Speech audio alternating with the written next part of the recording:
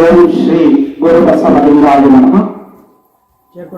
ಧರಣಿಯ ಮೇಲೊಂದು ಏರಿದಪ್ಪ ಅಂಗಡಿಯಲಿಕ್ಕಿ ಹರದ ಕೊಳ್ಳಿದ್ದ ನಮ್ಮ ಮಹಾದೇವ ಶೆಟ್ಟಿ. ಒಮ್ಮನವಾದರೆ ಒಡನೆ ನುಡಿಯನು, ಇಮ್ಮನವಾದರೆ ನುಡಿಯನು, ಕಾಣಿಯ ಸೋಲ ಅರ್ಧ ಗಾಳಿಯಗೆಲ್ಲ ಜಾಣ ನೋಡವ್ವ ನಮ್ಮ ಕೂಡಲ ಸಂಗಮ ದೇವ.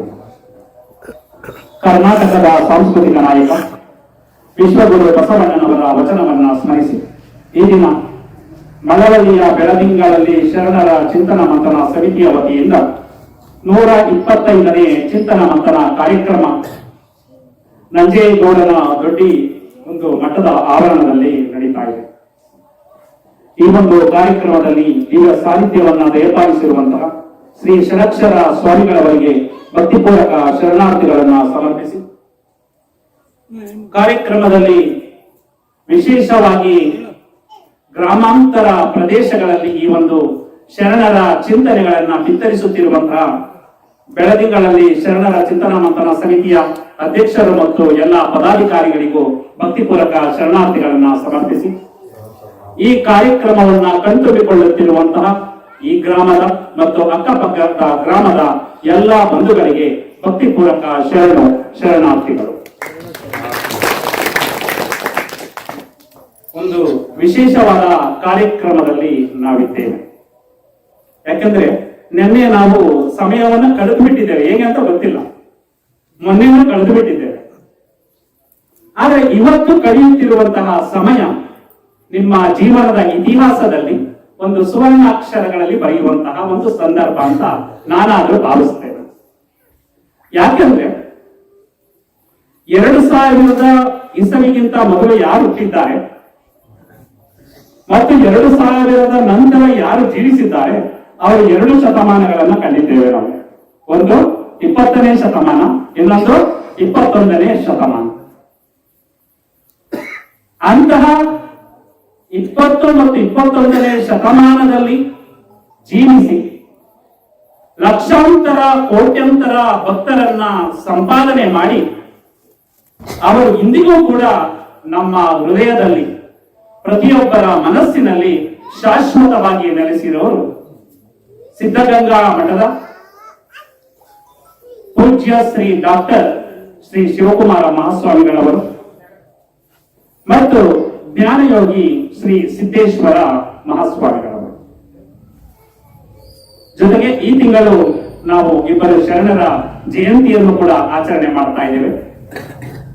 ಒಂದು ಶರಣರಾದ ಮೇದಾರ ಕೇತಯ್ಯನವರು ಮತ್ತು ಶರಣರಾದ ಶ್ರೀ ಸಿದ್ದರಾಮೇಶ್ವರರ ಜಯಂತಿ ನಾಳೆ ಮಕರ ಸಂಕ್ರಾಂತಿಯ ದಿನ ಅವರ ಜಯಂತಿ ಆಚರಣೆ ಇದೆ. ಅವರೆಲ್ಲರ ಒಂದು ವಿಚಾರಗಳನ್ನ ಈ ಸಂದರ್ಭದಲ್ಲಿ ವಿನಿಮಯ ಮಾಡಿಕೊಳ್ಳೋದಕ್ಕೆ ಮತ್ತು ಅವರ ವಿಷಯವನ್ನ ಕೇಳೋದಕ್ಕೆ ನೀವು ಕಿವಿಗಳಾಗಿದ್ದೀರಲ್ಲ, ಅದು ಒಂದು ಸಂತಸದ ಕ್ಷಣ ಅಂತ. ಯಾರು ನಮ್ಮ ಲಿಂಗಾಯತ ಪರಂಪರೆಯಲ್ಲಿ ಇದ್ದೇವೆ,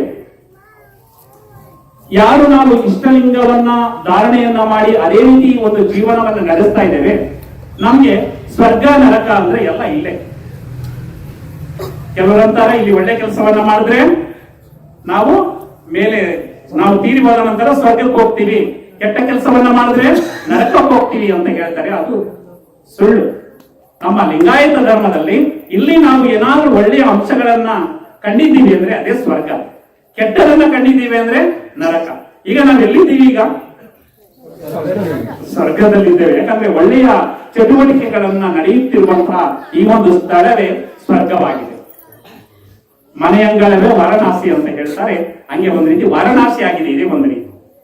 ಅದಕ್ಕೆ ಹೇಳ್ತಾರೆ ಬಸವಣ್ಣವರು, ದೇವಲೋಕ ಮರ್ತ್ಯಲೋಕವೆಂಬುದು ಬೇರಿಲ್ಲ ಕಾಡಿರೋ, ಸತ್ಯವ ನುಡಿಯುವುದೇ ದೇವಲೋಕ, ಮಿಥ್ಯವ ನುಡಿಯುವುದೇ ಮರ್ತ್ಯಲೋಕ, ಆಚಾರವೇ ಸ್ವರ್ಗ ಅನಾಚಾರವೇ ನರಕ, ಕೂಡಲ ಸಂಗಮ ದೇವ ನೀವೇ ಪ್ರಮಾಣ. ದೇವಲೋಕ ಮರ್ತ್ಯಲೋಕ ಬೇರೆ ಯಾವುದೂ ಇಲ್ಲ, ಸತ್ಯವ ನುಡಿಯುವುದೇ ದೇವಲೋಕ. ಇಂತಹ ಒಂದು ಶರಣರ ಮತ್ತು ಪೂಜ್ಯರ ಒಂದು ಆದರ್ಶವಾಗಿ ಬದುಕಿದಂತಹ ಅವರ ವಿಚಾರಗಳನ್ನ ನಾವು ಕೇಳ್ತಾ ಇದ್ದೀವಿ ಅಂದ್ರೆ, ಆ ಒಂದು ಸತ್ಯವಾದ ಮಾತುಗಳನ್ನ ನಾವು ಕೇಳ್ತಾ ಇದ್ದೀವಿ ಅಂದ್ರೆ ಅದೇ ಸ್ವರ್ಗ, ಅದೇ ದೇವಲೋಕ ಅನ್ನೋದನ್ನ ಬಸವಣ್ಣನವರ ವಚನದ ಮೂಲಕ ನಾವು ಅರ್ಥೈಸಿಕೊಳ್ಳಬೇಕಾಗುತ್ತೆ.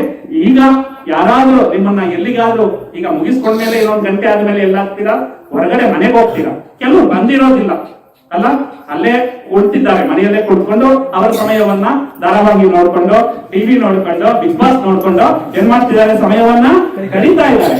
ಅವ್ರು ಏನಾದ್ರು ನೀ ಎಲ್ಲಿಗೆ ಹೋಗಿದ್ದಮ್ಮ, ಎಲ್ಲಿಗೆ ಹೋಗಿದ್ದ ಕಂದ ಅಂತ ಏನಾದ್ರೂ ನಿಮ್ಮನ್ನ ಕೇಳಿದ್ರೆ ಎಲ್ಲಿಗೆ ಹೋಗಿದ್ದೆ ಅಂತ ಹೇಳ್ಬೇಕು, ದೇವಲೋಕಕ್ಕೆ ಹೋಗಿದ್ದು ಅಂತ. ಎಲ್ಲಿಗೆ ಹೋಗಿದ್ದು ಅಂತ ಹೇಳ್ಬೇಕು, ಸ್ವರ್ಗಕ್ಕೆ ಹೋಗಿದ್ದು ಅಂತ. ಆಗ ಅವರು ಕೂಡ ನಾವು ದೇವಲೋಕವನ್ನ ಮಿಸ್ ಮಾಡ್ಕೊಂಡ್ವಲ್ಲ, ಸ್ವರ್ಗವನ್ನ ಮಿಸ್ ಮಾಡ್ಕೊಂಡಲ್ಲ ಅನ್ನೋ ಅವರು ಒಂದು ಕೂಡ ಪಶ್ಚಾತ್ತಾಪ ಪಟ್ಟು ಮುಂದಿನ ಕಾರ್ಯಕ್ರಮಗಳಲ್ಲಿ ಅವರು ಕೂಡ ಹಾಜರಾಗುವಂತಹ ರೀತಿಯಲ್ಲಿ ಈ ಒಂದು ಕಾರ್ಯಕ್ರಮ ರೂಪುಗೊಂಡಿದೆ ಅಂತ ಹೇಳ್ತಾ, ಒಂದು ವಿಶೇಷವಾಗಿ ಒಂದು ಶತಮಾನವನ್ನ ಪೂರೈಸಿ ಮತ್ತೆ ಒಂದು ಬೆಳ್ಳಿ ಹಬ್ಬವನ್ನ ಇವತ್ತು ಆಚರಿಸ್ತಾ ಇದೆ ಈ ನಂಜೇಗೌಡನ ದೊಡ್ಡಿಯಲ್ಲಿ. 100 ಕಾರ್ಯಕ್ರಮಕ್ಕೆ ಶತಮಾನ ಅಂತ ಕರಿತೀವಿ. ಇನ್ನು 25ನೇ ಕಾರ್ಯಕ್ರಮವನ್ನ ನಾವು ಏನಂತ ಹೇಳ್ತೀವಿ, ರಜತ ಮಹೋತ್ಸವ ಅಂತ ಕರಿತೀವಿ.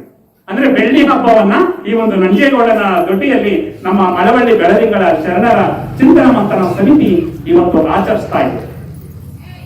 ಈ ಒಂದು ವಿಶೇಷವಾದಂತಹ ಸಂದರ್ಭದಲ್ಲಿ ನಾವು ಯಾಕೆ ಒಂದು ನೆನ್ಕೊಳ್ತೀವಿ ಅಲ್ಲ, ಕೆಲವರು ನಾವು ಕೆಲವರು ತೀವ್ರ ಆಗ್ಬಿಟ್ರೆ ಅಲ್ಲಿ ಮಣ್ಣು ಮಾಡಿ ಬಂದಿದ್ದಾಗೆ ಯಾರು ತೀವ್ರವಾದ್ರು ಅಂತಾರೆ, ಅವ್ರ ಹೆಸರು ಹೇಳೋದನ್ನೇ ಮರ್ತ್ಬಿಟ್ಟಿರ್ತೀವಿ. ನಾವು ಹೋಗಿ ಮಣ್ಣು ಮಾಡಿ ಬಂದಿರ್ತೀವಿ, ಈಗ ಹೋಗಿದ್ರಲ್ಲ ಯಾವ ತೀವ್ರವಾದ್ರು ಅಂದ್ರೆ ಅವ್ರ ಹೆಸರೇ ಏನಾಗಿರುತ್ತೆ ಬಾಯಲ್ಲಿ ಬರೋದಿಲ್ಲ.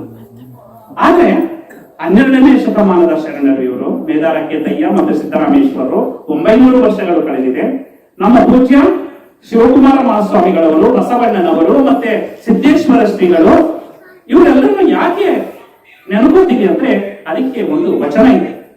ಲೋಕದಂತೆ ಬಾರರು, ಲೋಕದಂತೆ ಇರರು, ಲೋಕದಂತೆ ಹೋಗಲು ನೋಡಯ್ಯ, ಪುಣ್ಯದಂತೆ ಬಪ್ಪರು, ಜ್ಞಾನದಂತೆ ಇಬ್ಬರು, ಮುಕ್ತಿಯಂತೆ ಹೋಗಲು ನೋಡಯ್ಯ, ಉರಿಲಿಂಗ ದೇವ ನಿಮ್ಮ ಶರಣರು ಉಪಮಾತಿತರಾಗಿ ಉಪಮಿಸಬಾರದು ಅಂತ. ಲೋಕದಲ್ಲಿ ಪ್ರತಿದಿನ ಲಕ್ಷಾಂತರ ಜನ ಹುಡ್ತಾರೆ, ಕೋಟ್ಯಂತರ ಜನ ಹುಡ್ತಾರೆ, ಕೋಟ್ಯಂತರ ಜನ ಸಾಯ್ತಾರೆ. ಹಂಗೆ ಲೋಕದಲ್ಲಿ ಸಾಮಾನ್ಯ ಜನರಂತೆ ಬಂದು, ಸಾಮಾನ್ಯ ಜನರಂತೆ ಇದ್ದು, ಸಾಮಾನ್ಯ ಜನರಂತೆ ಹೋಗ್ಲಿಲ್ಲ. ಯಾರು? ನಮ್ಮ ಬಸವಣ್ಣವರಾಗ್ಬೋದು, ಶರಣರಾಗ್ಬೋದು, ಸಿದ್ದೇಶ್ವರ ಶ್ರೀಗಳಾಗ್ಬೋದು, ಶಿವಕುಮಾರ ಮಹಾಸ್ವಾಮಿಗಳಾಗ್ಬೋದು. ಅವರು ಸಾಮಾನ್ಯ ಜನರಂತೆ ಬಂದು, ಸಾಮಾನ್ಯ ಜನರಂತೆ ಇದ್ದು, ಸಾಮಾನ್ಯ ಜನರಂತೆ ಹೋಗ್ಲಿಲ್ಲ. ಅವ್ರು ಯಾವತ್ತಿ ಬಂದ್ರು? ಪುಣ್ಯದಂತೆ ಬಂದರು. ನಮ್ಮ ಈ ಒಂದು ಲೋಕಕ್ಕೆ ಪುಣ್ಯವೇ ಬಂದ ಹಾಗೆ, ನಮ್ಮ ಈ ಒಂದು ಪುಣ್ಯವೇ ಪುರುಷ ರೂಪಿಂದ ಬಂದ ರೀತಿಯಲ್ಲಿ ಆ ಪುರುಷ ರೂಪದ ರೀತಿ ಪುಣ್ಯವನ್ನ ಹೊತ್ತುಕೊಂಡು ಬಂದರು. ಜ್ಞಾನದಂತೆ ಇದ್ದರು.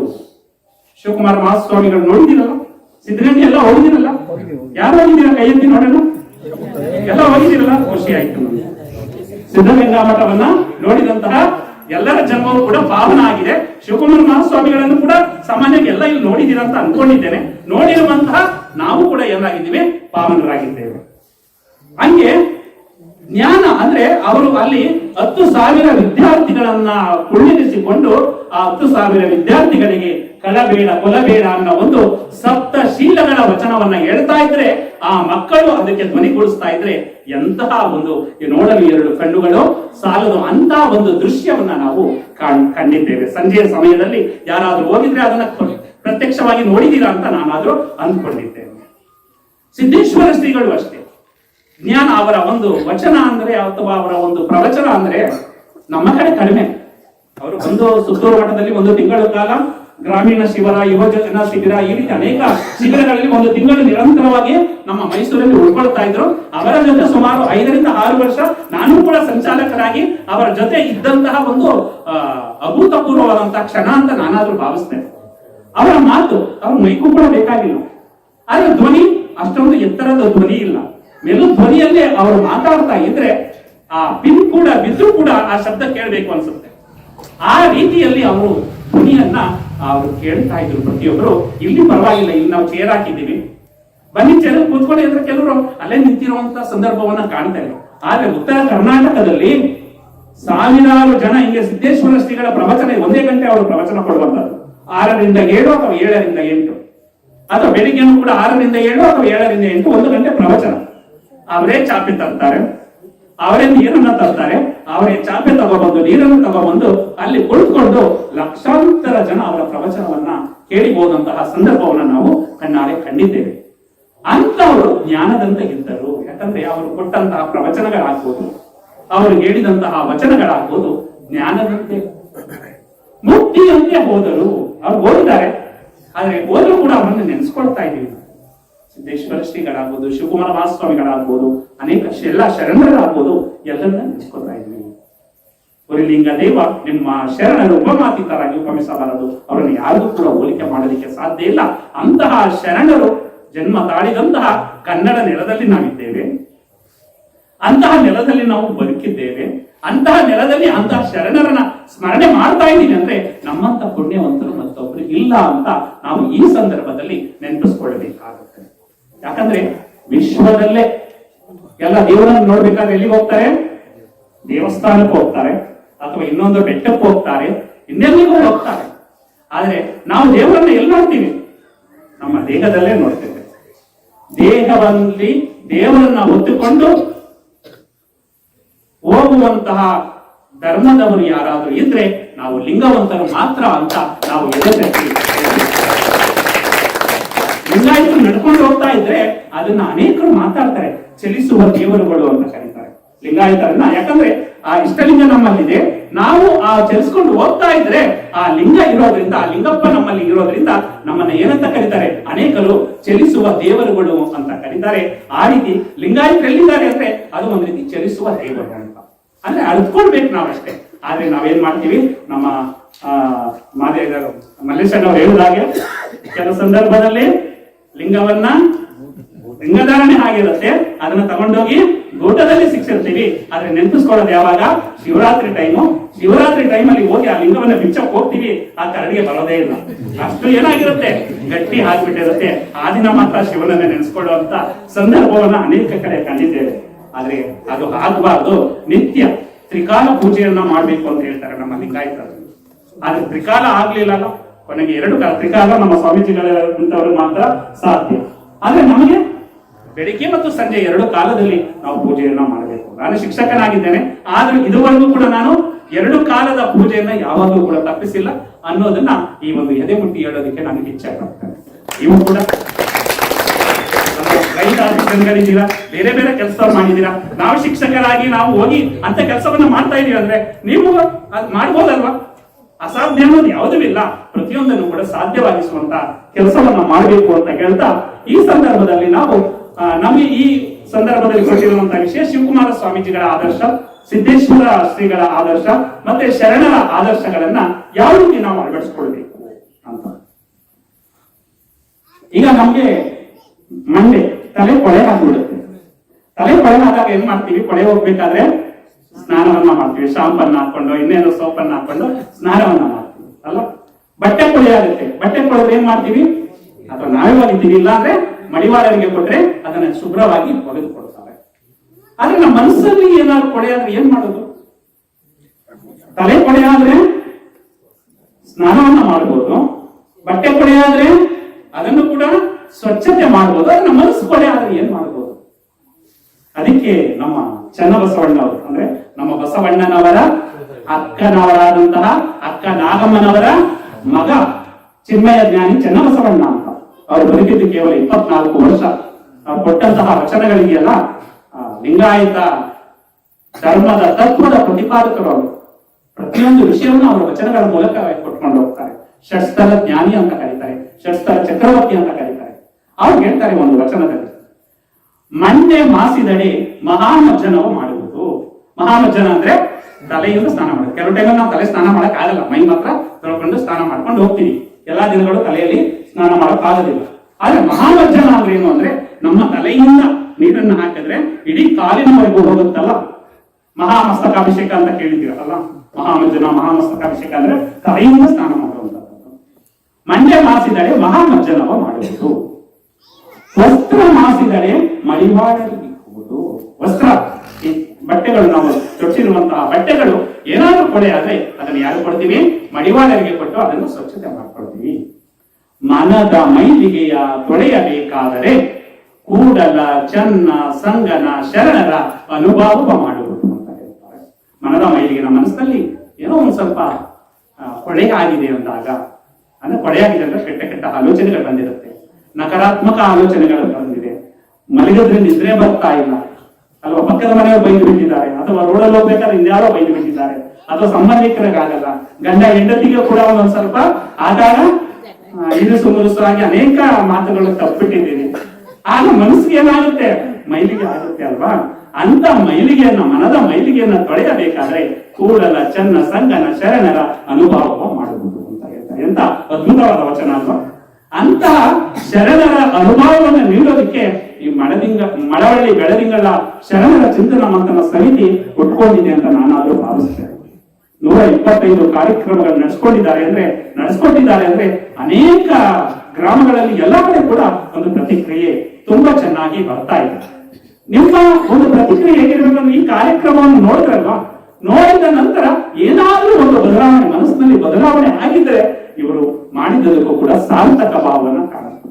ಯಾಕಂದ್ರೆ ಸುಮಾರು 125 ಕಾರ್ಯಕ್ರಮಗಳಲ್ಲಿ ನಾನು 25ಕ್ಕೂ ಹೆಚ್ಚು ಕಾರ್ಯಕ್ರಮಗಳಲ್ಲಿ ನಾನು ಉಪನ್ಯಾಸವನ್ನ ನೀಡಿದ್ದೇನೆ. ಆಮೇಲೆ ಕರೆ ಮಾಡ್ತಾರೆ ನನಗೆ ತುಂಬಾ ಜನ, ಎಲ್ಲೆಲ್ಲಿ ಆ ಗ್ರಾಮಗಳಲ್ಲಿ ಹೋಗಿದ್ದಾರೆ ಅವರ ನಂಬರ್ ಕೂಡ ತಗೊಂಡು ಬಂದಿರ್ತೇವೆ ನಾವು.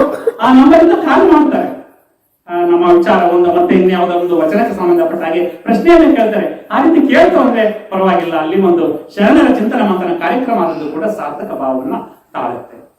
ಅಂತಹ ಒಂದು ಮಳವಳ್ಳಿ ಬೆಳದಿಂಗಳ ಶರಣರ ಚಿಂತನ ಮಂಥನ ಸಮಿತಿ ಈ ಒಂದು ಶರಣರ ಅನುಭವವನ್ನು ಕೊಡುವುದರ ಮೂಲಕ ಪ್ರತಿಯೊಬ್ಬರನ್ನು ಕೂಡ ಒಂದು ರೀತಿಯ ಈ ಧರ್ಮದ ತಿರುಳನ್ನ ತಿಳಿಯುವಂತ ಕೆಲಸವನ್ನ ಮಾಡ್ತಾ ಇದೆ. ನಮಗೆ 2 ಕಿವಿ ಕೊಟ್ಟಿದೆ, ಒಂದು ಕಿವಿ ಕೇಳೋದಿಕ್ಕೆ, ಇನ್ನೊಂದು ಕಿವಿ ಬಿಡೋದಿಕ್ಕಲ್ಲ. ಎಲ್ಲವನ್ನೂ ಕೂಡ 2 ಕಿವಿಯಿಂದ ಕೇಳಿ ನಮ್ಮ ಹೃದಯದಲ್ಲಿ ಅದನ್ನು ಇಟ್ಕೊಂಡು ಆಚರಣೆ ಮಾಡಲಿ ಅನ್ನೋ ಒಂದು ಸದುದ್ದೇಶದಿಂದ ಈ ಬೆಳದಿಂಗಳ ಶರಣರ ಚಿಂತನ ಮಂಥನ ಸಮಿತಿಯವರು ಅದ್ಭುತವಾದ ಕಾರ್ಯಕ್ರಮವನ್ನು ಮಾಡ್ತಾ ಇದ್ದಾರೆ. ಅವರಿಗೆ ನಮ್ಮ ನಂಜೇಗೌಡನ ದೊಡ್ಡಿಯವರು 125ನೇ ಕಾರ್ಯಕ್ರಮ ಅಲ್ಲ, ಶತಮಾನ ಪೂರೈಸಿ ಮತ್ತೆ 25 ವರ್ಷದ ಬೆಳ್ಳಿ ಹಬ್ಬವನ್ನು ಆಚರಿಸ್ತಾ ಇದ್ದೀವಲ್ಲ. ಎಲ್ಲರೂ ಜೋರಾಗಿ ಚಪ್ಪಾಳೆ ತಟ್ಟೋದ್ರ ಮುಖಾಂತರ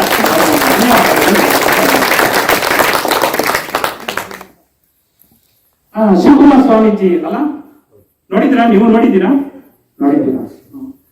ಎಲ್ಲರೂ ಅನಿಸ್ಬೋದು, ನಿಮಗೆ ಹುಡುಗರ ಅವ್ರಿಗೆ ಬಾಲ್ಯದಲ್ಲಿ ಎಲ್ಲ ಏನು ನೀವು ತುಂಟಾಟ ಮಾಡ್ತೀರಾ ಆ ರೀತಿ ತುಂಟಾಟವನ್ನು ಸ್ವಾಮೀಜಿಗಳು ಮಾಡಿರ್ತಾರೆ. ಅವರು ರಾಮನಗರ ಜಿಲ್ಲೆ ಮಾಗಡಿ ತಾಲೂಕು ವೀರಪುರದಲ್ಲಿ ಅವರ ಜನನ ಆಗುತ್ತೆ. ಶಿವಕುಮಾರ ಮಹಾಸ್ವಾಮೀಜಿಗಳು ಅವರು ಬಾಲ್ಯವನ್ನ ತಮ್ಮ ಊರಿನಲ್ಲೇ ಕಳೆದು ಅಲ್ಲೇ ಪ್ರಾಥಮಿಕ ಶಿಕ್ಷಣ ಅಂದ್ರೆ 1ರಿಂದ 4ನೇ ತರಗತಿ ಅಲ್ಲೇ ಓದ್ತಾರೆ. ಅವರು 1907 ಏಪ್ರಿಲ್ 1ನೇ ತಾರೀಕು, ಕೆಲವು ಏಪ್ರಿಲ್ 1 ಅಂದ್ರೆ ಏನಂತ ಹೇಳ್ತಾರೆ, ಮೂರ್ಖರ ದಿನ ಅಂತ ಹೇಳ್ತಾರೆ. ಏಪ್ರಿಲ್ ಫುಲ್ ಅಂತ ಎಲ್ಲರನ್ನು ಮೂರ್ಖರನ್ನಾಗಿ ಮಾಡ್ತಿರ್ತಾರೆ. ಏಪ್ರಿಲ್ 1 ಮೂರ್ಖರ ದಿನ ಅಲ್ಲ, ಜ್ಞಾನದ ದಿನ ಅಲ್ಲ. ಅಂತಹ ದಾಸೋಹಿಗಳು ಹುಟ್ಟಿದಂತಹ ಒಂದು ದಿನ, ಎಂತಹ ಒಂದು ದಿನ ಅಂತ ನಾವು ಭಾವಿಸಬೇಕಾಗುತ್ತೆ. ಅವರು ಹೊನ್ನಪ್ಪ ಮತ್ತು ಗಂಗಮ್ಮನವರ ಸುಪುತ್ರರಾಗಿ ಜನಿಸ್ತಾರೆ. 8ನೇ ಮಗ ಗೊತ್ತಾ ಅವರು? ಗೊತ್ತಾ? 1 ಅಲ್ಲ 2 ಅಲ್ಲ, ಕೆಲವರಿಗೆ 1ಕ್ಕೆ ಸಾಕು, 2ಕ್ಕೆ ಕಷ್ಟ. ಆದ್ರೆ 2 ಮಕ್ಕಳು ಅಂದ್ರೆ ಆಗದೇ ಇಲ್ಲ ನಮ್ಗೆ ಅಂತ ಮಾಡ್ಬಿಡ್ತಾರೆ. 1 ಅಲ್ಲ 2ಕ್ಕೆ ನಾವು ಸ್ಟಾಪ್ ಮಾಡ್ಬಿಟ್ಟಿರ್ತೀವಿ. 1 ಅಲ್ಲ 2 ಅಲ್ಲ 3 ಅಲ್ಲ 4 ಅಲ್ಲ 5 ಅಲ್ಲ 6 ಅಲ್ಲ, 13ನೇ ಪುತ್ರ ನಮ್ಮ ಶಿವಕುಮಾರ ಮಹಾಸ್ವಾಮಿ. ಅವ್ರೇನಾದ್ರೂ 10ಕ್ಕೆ ಸ್ಟಾಪ್ ಮಾಡ್ಬಿಟ್ಟಿದ್ರೆ, 12ಕ್ಕೆ ಸ್ಟಾಪ್ ಮಾಡ್ಬಿಟ್ಟಿದ್ರೆ ನಮ್ಮ ಶಿವಕುಮಾರ ಸ್ವಾಮೀಜಿಗಳನ್ನ ನಾವು ಕಾಣೋದಿಕ್ಕೆ ಸಾಧ್ಯ ಇರ್ತಿರ್ಲಿಲ್ಲ. 13ನೇ ಪುತ್ರ ಅವರು. ಅಂತಹ ಪುತ್ರ ರತ್ನವನ್ನ ಕೊಟ್ಟರು. ಆದ್ರೆ ಅವರು ಹುಟ್ಟಿದ 8 ವರ್ಷಗಳಲ್ಲಿ ಅವರ ತಾಯಿ ಲಿಂಗೈಕ್ಯರಾಗ್ತಾರೆ, ಗಂಗಮ್ಮ. ಆಗ ಅವರನ್ನ ನೋಡ್ಕೊಳ್ಳಕ್ಕೆ ಬೇಕಲ್ಲ, ಆಗ ನಾಗವಲ್ಲಿ ಅನ್ನೋ ಒಂದು ಗ್ರಾಮ, ಅಲ್ಲಿಗೆ ಹೋಗಿ ಅವರು ತಮ್ಮ ಅಕ್ಕ ಪುಟ್ಟ ಹೊನ್ನಮ್ಮ ಅಂತ ಇರ್ತಾರೆ, ಅವರ ಹತ್ರ ಅವರು ಉಳ್ಕೊಳ್ತಾರೆ. ಅಲ್ಲೇ ಮಾಧ್ಯಮಿಕ ಶಿಕ್ಷಣವನ್ನ ಪಡಿತಾರೆ. ತದನಂತರ ಅವರು ಎಲ್ಲಿಗೆ ಹೋಗ್ತಾರೆ ಅಂದ್ರೆ ತುಮಕೂರಿಗೆ ಹೋಗ್ತಾರೆ. ಅಲ್ಲಿ ಪ್ರೌಢ ಶಿಕ್ಷಣವನ್ನ ಪಡಿಬೇಕಾದ್ರೆ ಆಗ ಸಿದ್ಧಗಂಗಾ ಮಠದಲ್ಲಿ ಉದ್ದಾನ ಶಿವಯೋಗಿಗಳು ಪೂಜ್ಯರಾಗಿರ್ತಾರೆ, ಮಠಾಧಿಪತಿಗಳಾಗಿರ್ತಾರೆ. ಉದ್ದಾನ ಶಿವಯೋಗಿಗಳ ಒಂದು ಧರ್ಮ ತತ್ವ ಅಲ್ಲಿ ಎಲ್ಲಾ ಕಡೆ ವ್ಯಾಪಿಸಿರುತ್ತೆ.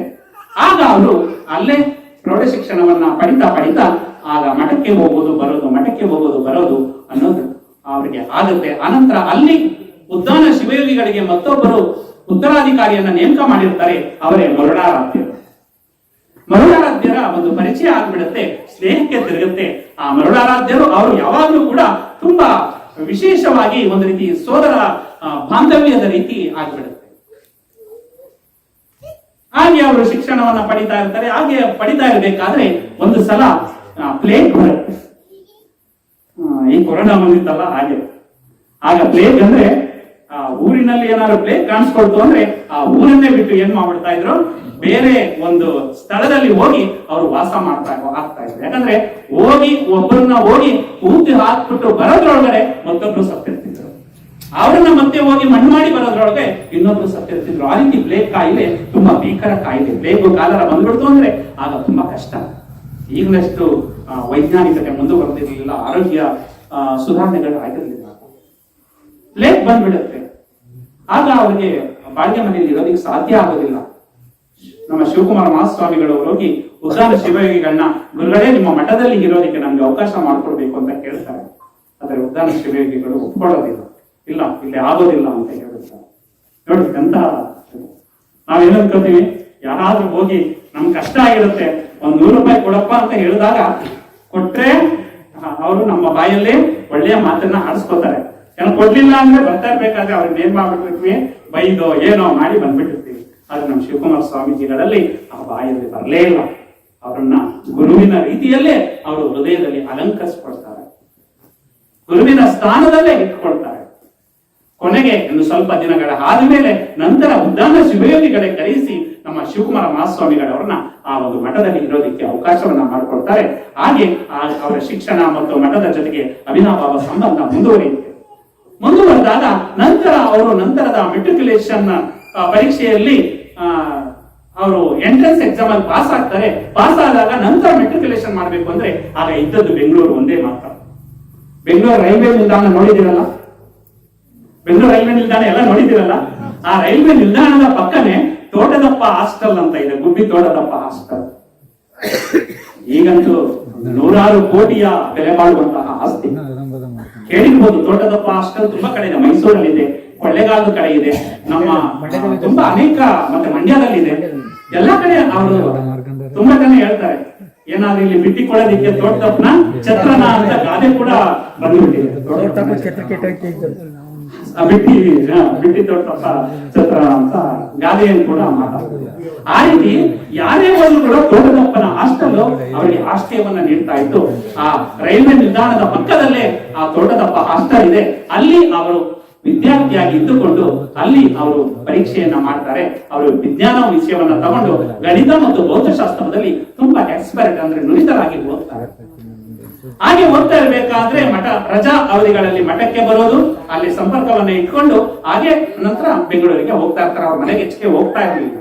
ಅವ್ರು ಹೋಗೋದು ಬಂದ್ರೆ ಸಿದ್ಧಗಂಗಾ ಮಠ, ಇಲ್ಲಾಂದ್ರೆ ತೋಟದಪ್ಪ ಹಾಸ್ಟೆಲ್. ಇಷ್ಟೇ ಅವರ ಜೀವನ ಆಗಿರುತ್ತೆ. 1930 ಇಸವಿ ಮಾರ್ಚ್ 3ನೇ ತಾರೀಕು ಒಂದು ಬರ ಸಿಡಿಲು ಎರಗಿದ ರೀತಿಯಂತಹ ಒಂದು ಆಘಾತಕಾರವಾದ ಸುದ್ದಿಯನ್ನ ಅವರು ಕೇಳ್ತಾರೆ. ಶಿವಕುಮಾರ ಮಹಾಸ್ವಾಮಿಗಳವರು ಹಾಸ್ಟೆಲ್ ಇದ್ದಾರೆ. ಏನು ಸುದ್ದಿ ಅಂದ್ರೆ, ಉದ್ದಾನ ಶಿವಯೋಗಿಗಳ ನಂತರದ ಉತ್ತರಾಧಿಕಾರಿಯಾಗಿರ್ತಾರಲ್ಲ ಮರುಳರಾಜರು ಲಿಂಗೈಕ್ಯರಾದರು. ಅದನ್ನ ಅರಗಿಸ್ಕೊಳ್ಳೋದಕ್ಕೆ ಆಗೋದಿಲ್ಲ. ಶಿವಕುಮಾರ ಸ್ವಾಮೀಜಿಗಳ ಬಾಲ್ಯದ ಹೆಸರು ಶಿವಣ್ಣ ಅಂತ ನಾನು ಹೇಳಿದ್ದಿಲ್ಲ, ಶಿವಣ್ಣ. ಆ ಶಿವಣ್ಣ ಓಡೋಡಿ ಬಂದು ಅವರ ಅಂತ್ಯಕ್ರಿಯೆಯಲ್ಲಿ ಭಾಗವಹಿಸ್ತಾರೆ. ಎಲ್ಲ ಭಾಗವಹಿಸಿ ಅವರು ಒಂದು ರೀತಿ ಪಾದರಸದ ರೀತಿ ಈ ಓಡಾಡುವುದನ್ನ ನೋಡ್ಬಿಟ್ಟು, ಈ ಮಠದ ಉತ್ತರಾಧಿಕಾರಿ ಆಗೋದಿಕ್ಕೆ ಅರ್ಹತೆ ಯಾರಾದ್ರೂ ಇದ್ರೆ ಅಂದ್ರೆ ನಮ್ಮ ಶಿವಣ್ಣಿಗೆ ಅಲ್ವಾ ಅಂತ ಪ್ರತಿಯೊಬ್ಬರು ಕೂಡ ಪಿಸು ಮಾತನ್ನ ಮಾತಾಡ್ಕೋತಾ ಇರ್ತಾರೆ. ಅವರು ಪಿಸು ಧ್ವನಿಯಲ್ಲಿ ಮಾತನಾಡೋದನ್ನ ನಮ್ಮ ಉದ್ದಾನ ಶಿವಯೋಗಿಗಳು ಕೇಳಿಸ್ಕೊಂಡು ಅವರು ಅಲ್ಲೇ ಅವರು ಏನ್ ಮಾಡ್ತಾರೆ, ನನ್ನ ಅಂತ್ಯಕ್ರಿಯೆ ಆಗ್ತೇವೆ. ಅಂತ್ಯಕ್ರಿಯೆ ಮುಗಿದ ತಕ್ಷಣ ಅವರು ಅಲ್ಲೇ ಏನ್ ಮಾಡ್ತಾರೆ, ಅನೌನ್ಸ್ ಮಾಡ್ತಾರೆ, ಶಿವಣ್ಣನವರೇ ಬನ್ನಿ ಈ ಕಡೆ ಅಂತ ಶಿವಣ್ಣವರ ನಿಲ್ಸ್ಕೊಂಡು, ನೀವು ಈ ಒಂದು ಮಠದ ಉತ್ತರಾಧಿಕಾರಿಯಾಗಿ ಶ್ರೀಮಠದ ದಾಸೋಹದ ವ್ಯವಸ್ಥೆಯನ್ನ ತುಂಬಾ ಚೆನ್ನಾಗಿ ನಿರ್ವಹಣೆ ಮಾಡ್ಕೊಂಡು ಹೋಗ್ಬೇಕು ಅನ್ನೋದು ಸಿದ್ಧಲಿಂಗೇಶ್ವರರ ಆಜ್ಞೆ ಆಗಿದೆ. ಭಕ್ತರ ಅಭಿಲಾಷೆ ಕೂಡ ಅದೇ ಆಗಿದೆ. ಸಿದ್ಧಲಿಂಗೇಶ್ವರರ ಆಜ್ಞೆ ಕೂಡ ಅದೇ ಆಗಿದೆ. ನನ್ನ ಒಂದು ಒಪ್ಪಿಗೆ ಕೂಡ ಅದೇ ಆಗಿದೆ, ನನ್ನ ಇಂಗಿತವು ಕೂಡ ಅದೇ ಆಗಿದೆ ಅಂತ ಶಿವಕುಮಾರ ಸ್ವಾಮಿಗಳಿಗೆ ಶಿವಣ್ಣವರಿಗೆ ಹೇಳ್ತಾರೆ. ಆ ಶಿವಣ್ಣನವರು ನೀವು ಏನೋ ಮರು ಮಾತನಾಡದೆ ನೀವು ಇಲ್ಲೇ ನಮಸ್ಕಾರವನ್ನು ಹಾಕಿಬಿಡಿ ಅಂತ ಹೇಳ್ತಾರೆ. ಹಾಗಂದ ತಕ್ಷಣ ನಾವೆಲ್ಲ ಏನ್ ಮಾಡ್ತಾ ಇದ್ದೋ, ನಮ್ಮ ತಂದೆ ಕೇಳಬೇಕು, ನಮ್ಮ ತಾಯಿ ಕೇಳಬೇಕು ಅಥವಾ ಇನ್ನು ನಮ್ಮ ಬಂಧು ಬಳಗದವರನ್ನ ಕೇಳಬೇಕು ಅನ್ನೋ ಅಂಶ ಇರ್ತಿತ್ತು. ಆದ್ರೆ ಶಿವಕುಮಾರ ಸ್ವಾಮಿಗಳು ಮರು ಮಾತನಾಡದೆ ಅಲ್ಲೇ ಅವರ ಪಾದುಕೆಗಳಿಗೆ ಶರಣಾರ್ಥಿಗಳನ್ನ ಅರ್ಪಿಸಿ ನಮಸ್ಕಾರವನ್ನು ಹಾಕ್ಕೊಳ್ತಾರೆ. ಹಾಕಿದ ತಕ್ಷಣ ಶಿವಣ್ಣನವರು ಏನಾಗ್ತಾರೆ, ಶಿವಕುಮಾರ ಮಹಾಸ್ವಾಮಿಗಳಾಗಿ 1930 ಮಾರ್ಚ್ 3ನೇ ತಾರೀಕು ಅವರು ಅಲ್ಲಿ ಉತ್ತರಾಧಿಕಾರಿಗಳಾಗಿ ಮಠದ ಒಂದು ಉತ್ತರಾಧಿಕಾರವನ್ನು ವಹಿಸಿಕೊಳ್ತಾರೆ. ನಂತರ 11 ವರ್ಷಗಳ ಕಾಲ ಉದ್ದಾನ ಶಿವಯೋಗಿಗಳಿರ್ತಾರೆ. ಅನಂತರ 1941ರಲ್ಲಿ ಉದ್ದಾನ ಶಿವಯೋಗಿಗಳು ಕೂಡ ಲಿಂಗೈಕ್ಯರಾಗ್ತಾರೆ. ಲಿಂಗೈಕ್ಯರಾದಾಗ ಅವರು ಸಂಪೂರ್ಣ ಮಠದ ಅಧಿಕಾರವನ್ನ ಶಿವಕುಮಾರ ಮಹಾಸ್ವಾಮಿಗಳು ವಹಿಸಿಕೊಂಡ ನಂತರ ಶ್ರೀ ಮಠವು ಇತಿಹಾಸದ ಪುಟಗಳಲ್ಲಿ ಸುವರ್ಣ ಅಕ್ಷರಗಳಲ್ಲಿ ಅಂದ್ರೆ ಚಿನ್ನದ ಅಕ್ಷರಗಳಲ್ಲಿ ಬರೆಯುವಂತದ್ದನ್ನು ನಾವು ಕಂಡಿದ್ದೇವೆ. ಯಾಕಂದ್ರೆ ಆ ಒಂದು ಮಠದ ಏಳಿಗೆ ಹೇಗಾಯ್ತು ಅಂದ್ರೆ ಪ್ರತಿಯೊಬ್ಬರು ಕೂಡ ವಹಿಸಿಕೊಳ್ಳೋದಕ್ಕೆ ಅಸಾಧ್ಯ. ಅವರು ವಹಿಸಿಕೊಂಡಾಗ ಭಿಕ್ಷೆಯನ್ನ ಬೇಡ್ತಾರೆ, ಮನೆ ಮನೆಗೆ ಹೋಗ್ತಾರೆ. ಅವರು ಕೊಟ್ಟಂತಹ ಒಂದು ನಾಣ್ಯವಾಗ್ಲಿ ಅಥವಾ 1 ಲಕ್ಷವಾಗ್ಲಿ ಎಲ್ಲವನ್ನೂ ಕೂಡ ಅದೇ ಭಾವದಿಂದ ಸ್ವೀಕರಿಸ್ತಾರೆ. ಆದ್ರೆ ನಾವು ಕೆಲವು ಸಲ ಏನ್ ಮಾಡ್ತೀವಿ, 1 ರೂಪಾಯಿ ಕೊಟ್ರೆ 1 ಭಾವ, 100 ರೂಪಾಯಿ ಕೊಟ್ರೆ 1 ಭಾವ, 1000 ರೂಪಾಯಿ ಕೊಟ್ರೆ 1 ಭಾವ ಇರುತ್ತೆ. ಆದ್ರೆ ಆ ಭಾವ ನಮ್ಮ ಶಿವಕುಮಾರ ಮಹಾಸ್ವಾಮಿಗಳೇ ಇರಲಿಲ್ಲ. 1 ರೂಪಾಯಿನೂ ಅದೇ ಭಾವದಿಂದ ಸ್ವೀಕರಿಸ್ತಾ ಇದ್ರು, 1 ಲಕ್ಷವನ್ನು ಕೂಡ ಅದೇ ಭಾವದಿಂದ ಸ್ವೀಕರಿಸುವಂತಹ ಒಂದು ವ್ಯಕ್ತಿತ್ವ ನಮ್ಮ ಶಿವಕುಮಾರ ಮಹಾಸ್ವಾಮಿಗಳಲ್ಲಿ ಇರುತ್ತೆ. ಆ ಸಂದರ್ಭದಲ್ಲಿ ಆ ಮಠವನ್ನ ಯಾವ ರೀತಿ ಬೆಳೆಸ್ತಾರೆ ಅಂದ್ರೆ, ಆ ಮಠದ ಕೀರ್ತಿ 10 ದಿಕ್ಕುಗಳಲ್ಲಿ ಹರಡಿತು ಅಂತ ಹೇಳ್ತಾರೆ. ಹೇಗೆ 10 ದಿಕ್ಕುಗಳು ಇರೋದು? 8 ದಿಕ್ಕಲ್ಲ, ಉತ್ತರ, ದಕ್ಷಿಣ, ಪೂರ್ವ, ಪಶ್ಚಿಮ, ಆಗ್ನೇಯ, ನೈಋತ್ಯ, ವಾಯುವ್ಯ, ಈಶಾನ್ಯ ಅಂತ ಹೇಳ್ತೀವಿ. 8 ದಿಕ್ಕಗಳು. 10 ದಿಕ್ಕಗಳು ಯಾವುದು? ಭೂಮಿ ಮತ್ತೆ ಆಕಾಶ. ಒಟ್ಟು 10 ದಶ ದಿಕ್ಕುಗಳಲ್ಲಿ ನಮ್ಮ ಜ್ಞಾನ ಪಸರಿಸಿತು ಅಂತ ಹೇಳ್ತಾರೆ. 10 ದಶ ದಿಕ್ಕುಗಳಲ್ಲಿ ಶಿವಕುಮಾರ ಮಹಾಸ್ವಾಮಿಗಳವರ ಕೀರ್ತಿ ಹರಡಿತು, ಶರಣರ ಜ್ಞಾನ ಹರಡಿತು ಅಂತ ಹೇಳ್ತೀವಲ್ಲ. ಆ ದಶ ದಿಕ್ಕುಗಳಂದ್ರೆ ಒಂದು ಆಕಾಶ, ಇನ್ನೊಂದು ಭೂಮಿ. ಹೀಗೆ ದಶ ದಿಕ್ಕುಗಳಲ್ಲಿ ಸಿದ್ಧಲಿಂಗ ಮಠದ ಕೀರ್ತಿ ಹರಡುತ್ತೆ. ಪ್ರತಿಯೊಬ್ಬರು ಕೂಡ ಸಿದ್ಧಗಂಗಾ ಮಠವನ್ನ ನೋಡುವಂತಹ ತವಕ ಹೆಚ್ಚಾಗುತ್ತೆ. ಆಗ ಪ್ರತಿಯೊಬ್ಬರು ಬರೆದು, ಆದ್ರೆ ಅನೇಕ ಕಡೆ ನಾವು ನೋಡಿದ್ದೇವೆ ಸ್ವಾಮೀಜಿಗಳು ಮಠದಲ್ಲಿ ಇರೋದು ಕಡಿಮೆ. ಆದ್ರೆ ಶಿವಕುಮಾರ ಮಹಾಸ್ವಾಮಿಗಳು ಮಠವನ್ನ ಬಿಟ್ಟು ಎಲ್ಲಿಗೂ ಕೂಡ ಹೆಚ್ಚಿಗೆ ಹೋಗ್ತಾ ಇರಲಿಲ್ಲ. ಹೋದ್ರು ಕೂಡ ಆ ಸಂಜೆ ಸಂದರ್ಭದಲ್ಲಿ ಬಂದು ಯಾರು ಕೂಡ, ಈಗ ನಾವು ಸುಮಾರು ಸಲ ಹೋಗಿದ್ದು 11 ಗಂಟೆಗೆ ಹೋಗ್ತೀವಿ ಬೆಳಿಗ್ಗೆ, 11 ಗಂಟೆಗೆ ಹೋದಾಗ ಅವರು 4 ಗಂಟೆ 5 ಗಂಟೆ ಬಂದ್ಬಿಡ್ತಾ ಇದ್ರು. ಅಲ್ಲಿವರೆಗೆ ಕಾದು ಅವರ ದರ್ಶನವನ್ನ ಪ್ರತಿಯೊಬ್ಬರು ಕೂಡ ಪಡ್ಕೊಂಡು ಬಂದಿರೋದೇ ಹೆಚ್ಚು. ಯಾರು ಕೂಡ ಸಿದ್ಧಗಂಗಾ ಮಠಕ್ಕೆ ಹೋದ ನಂತರ ಶಿವಕುಮಾರ ಸ್ವಾಮೀಜಿಗಳ ದರ್ಶನ ಆಗದೆ ಯಾರು ಕೂಡ ಬರ್ತಾ ಇರಲಿಲ್ಲ. ಅವರು ಎಲ್ಲಿಗೆ ಹೋದ್ರು ಕೂಡ 4 ಗಂಟೆ 5 ಗಂಟೆಗೆ ಆ ಮಠಕ್ಕೆ ವಾಪಸ್ ಆಗ್ತಾ ಇದ್ರು. ಅವರನ್ನ ನಂಬಿದಂತಹ ಭಕ್ತರಿಗೆ ಒಂದು ರೀತಿಯ ಆಶೀರ್ವಾದವನ್ನ ಮಾಡಿ ಕಳಿಸ್ಕೊಡ್ತಾ ಇದ್ರು. ಹಾಗೆ ಶಿವಕುಮಾರ ಮಹಾಸ್ವಾಮೀಜಿಗಳ ಒಂದು ಶಕ್ತಿ ಇದೆಯಲ್ಲ, ಅವರ ಒಂದು ಭಕ್ತಿ ಇದೆಯಲ್ಲ, ಅದು ಹೇಗೆ ಸಾಧ್ಯ ಆಯಿತು ಅಂದ್ರೆ, ನಮ್ಮ ಒಂದು ಲಿಂಗಾಯತ ಧರ್ಮದಲ್ಲಿ ನಮ್ಮ ವಿಶ್ವಗುರು ಬಸವಣ್ಣನವರು ಕೊಟ್ಟಿರುವಂತಹ ಇಷ್ಟಲಿಂಗ ಧಾರಣೆಯನ್ನ ಮಾಡಿ ಅದೇ ರೀತಿ ನಡ್ಕೊಂಡಿರೋದ್ರಿಂದ ನಾವು ಇಷ್ಟಲಿಂಗವನ್ನ ಧಾರಣೆಯನ್ನ ಮಾಡ್ತೇವೆ. ಮಾಡಿದ ನಂತರ ಬೆಳಗಿನ ಸಂದರ್ಭದಲ್ಲಿ 4 ಗಂಟೆಗೆ ಹೇಳ್ತಾ ಇದ್ರು. ಅವರು 4 ಗಂಟೆಗೆ ಎದ್ದು ಅವರು ಇಷ್ಟಲಿಂಗ ಪೂಜೆಯಲ್ಲಿ ನಿರತರಾಗ್ತಾ ಇದ್ರು. ಯಾಕೆ ಇಷ್ಟಲಿಂಗ ಪೂಜೆಯನ್ನ ನಿರಂತರವಾಗಿ ಮಾಡಬೇಕು ಅಂದ್ರೆ, ಆ ನಿರಂತರವಾಗಿ ಮಾಡಿದಾಗ ಕಣ್ಣಿನ ಕಾಂತಿ ಕೂಡ ಹೆಚ್ಚಾಗುತ್ತೆ. ಅವರು 111 ವರ್ಷಗಳು ಬದುಕಿದ್ರು ಕೂಡ ಯಾವತ್ತೂ ಕೂಡ ಕನ್ನಡಕವನ್ನ ಧರಿಸಲಿಲ್ಲ. ಆ 111ನೇ ವರ್ಷದಲ್ಲೂ ಕೂಡ ಅವರು ಯಾವುದೇ ಪತ್ರಿಕೆಯನ್ನ ಕೊಡ್ಲಿ, ಪುಸ್ತಕವನ್ನ ಕೊಡ್ಲಿ, ಆ ಪುಸ್ತಕವನ್ನ ತದೇಕ ಚಿತ್ತದಿಂದ ನೋಡ್ತಾ ಇದ್ರು. 110ನೇ ವರ್ಷ 111ನೇ ವರ್ಷನೂ ಕೂಡ ನಾವು ದರ್ಶನವನ್ನ ಮಾಡಿದ್ದೇವೆ. ನಾನು ಸಂಪಾದನೆ ಮಾಡಿದಂತಹ ಕೃತಿಗಳನ್ನ ಮತ್ತು ಧೈರ್ಯನ ಅವರ ಕೈಗೆ ಕೊಟ್ಟಿದ್ದೇವೆ. ಅದನ್ನು ಎಷ್ಟು ಚೆನ್ನಾಗಿ ನೋಡಿ ನಮ್ಗೆ ಆಶೀರ್ವಾದ ಮಾಡ್ತಿದ್ದು ಅಂದ್ರೆ, ಆ ಒಂದು ಶಕ್ತಿ ಎಲ್ಲಿಂದ ಬಂತು ಅಂದ್ರೆ ಈ ಇಷ್ಟಲಿಂಗದಿಂದ. ಆ ಇಷ್ಟಲಿಂಗ ಪೂಜೆಯನ್ನ 4 ಗಂಟೆಗೆ ಅವರು ಪ್ರಾರಂಭವನ್ನ ಮಾಡ್ತಾರೆ. ಯಾಕೆ ಇಷ್ಟಲಿಂಗ ಪೂಜೆಯನ್ನ ಮಾಡ್ಬೇಕು ಅಂದ್ರೆ, ಇಡೀ ಜಗತ್ತು ಹೇಗಿದೆ ಆ ಜಗತ್ತನ್ನೇ ನೋಡುವಂತದ್ದನ್ನ ನಾವು ಇಷ್ಟಲಿಂಗದ ಮುಖಾಂತರ ಆ ಪರಶಿವನ ಕುರುದನ್ನ ನಮ್ಗೆ ಕೊಟ್ಟಿದ್ದಾರೆ. ಅರ್ಥಾಯ್ತಲ್ಲ? ಇಷ್ಟಲಿಂಗ ಹೇಗಿದೆ ಅಂದ್ರೆ ಬಸವಣ್ಣ ಹೇಳ್ತಾರೆ ಒಂದು ವಚನದಲ್ಲಿ, ಜಗದಗಲ್ಲ ಮುಗಿಲಗಲ್ಲ ಮಿಗೆಯಗಲ್ಲ ನಿಮ್ಮಗಲ್ಲ, ಪಾತಾಳದಿಂದಲೇ ಅತ್ತತ್ತ ನಿಮ್ಮ ಶ್ರೀಚರಣ, ಬ್ರಹ್ಮಾಂಡದಿಂದಲೇ ಅತ್ತತ್ತ ನಿಮ್ಮ ಶ್ರೀ ಮಕುಟ, ಅಗಮ್ಯ ಅಗೋಚರ ಅಪ್ರತಿಮ ಲಿಂಗವೇ ನೀವೆನ್ನ ಕರಸ್ತರಕ್ಕೆ ಬಂದು ಸುಡುತ್ತಾಗಿರಯ್ಯ. ಜಗದಗಲಾಗಿದೆ, ಮುಗಿಲಗಲಾಗಿದೆ, ಮಿಗಿಯಗಲಾಗಿದೆ. ಯಾರು? ಆ ಪರಶಿವನ ಒಂದು ಆಕಾರ. ಎಲ್ಲವನ್ನೂ ಹೇಳ್ಬಿಡ್ತಾರೆ, ನಿನ್ನ ಪರಶಿವ, ನಿನ್ನ ಒಂದು ವಿಸ್ತಾರ ಇದೆಯಲ್ಲ, ಜಗತ್ತಿನ ಗಾತ್ರ ಅಂತ ಹೇಳ್ತಾರೆ.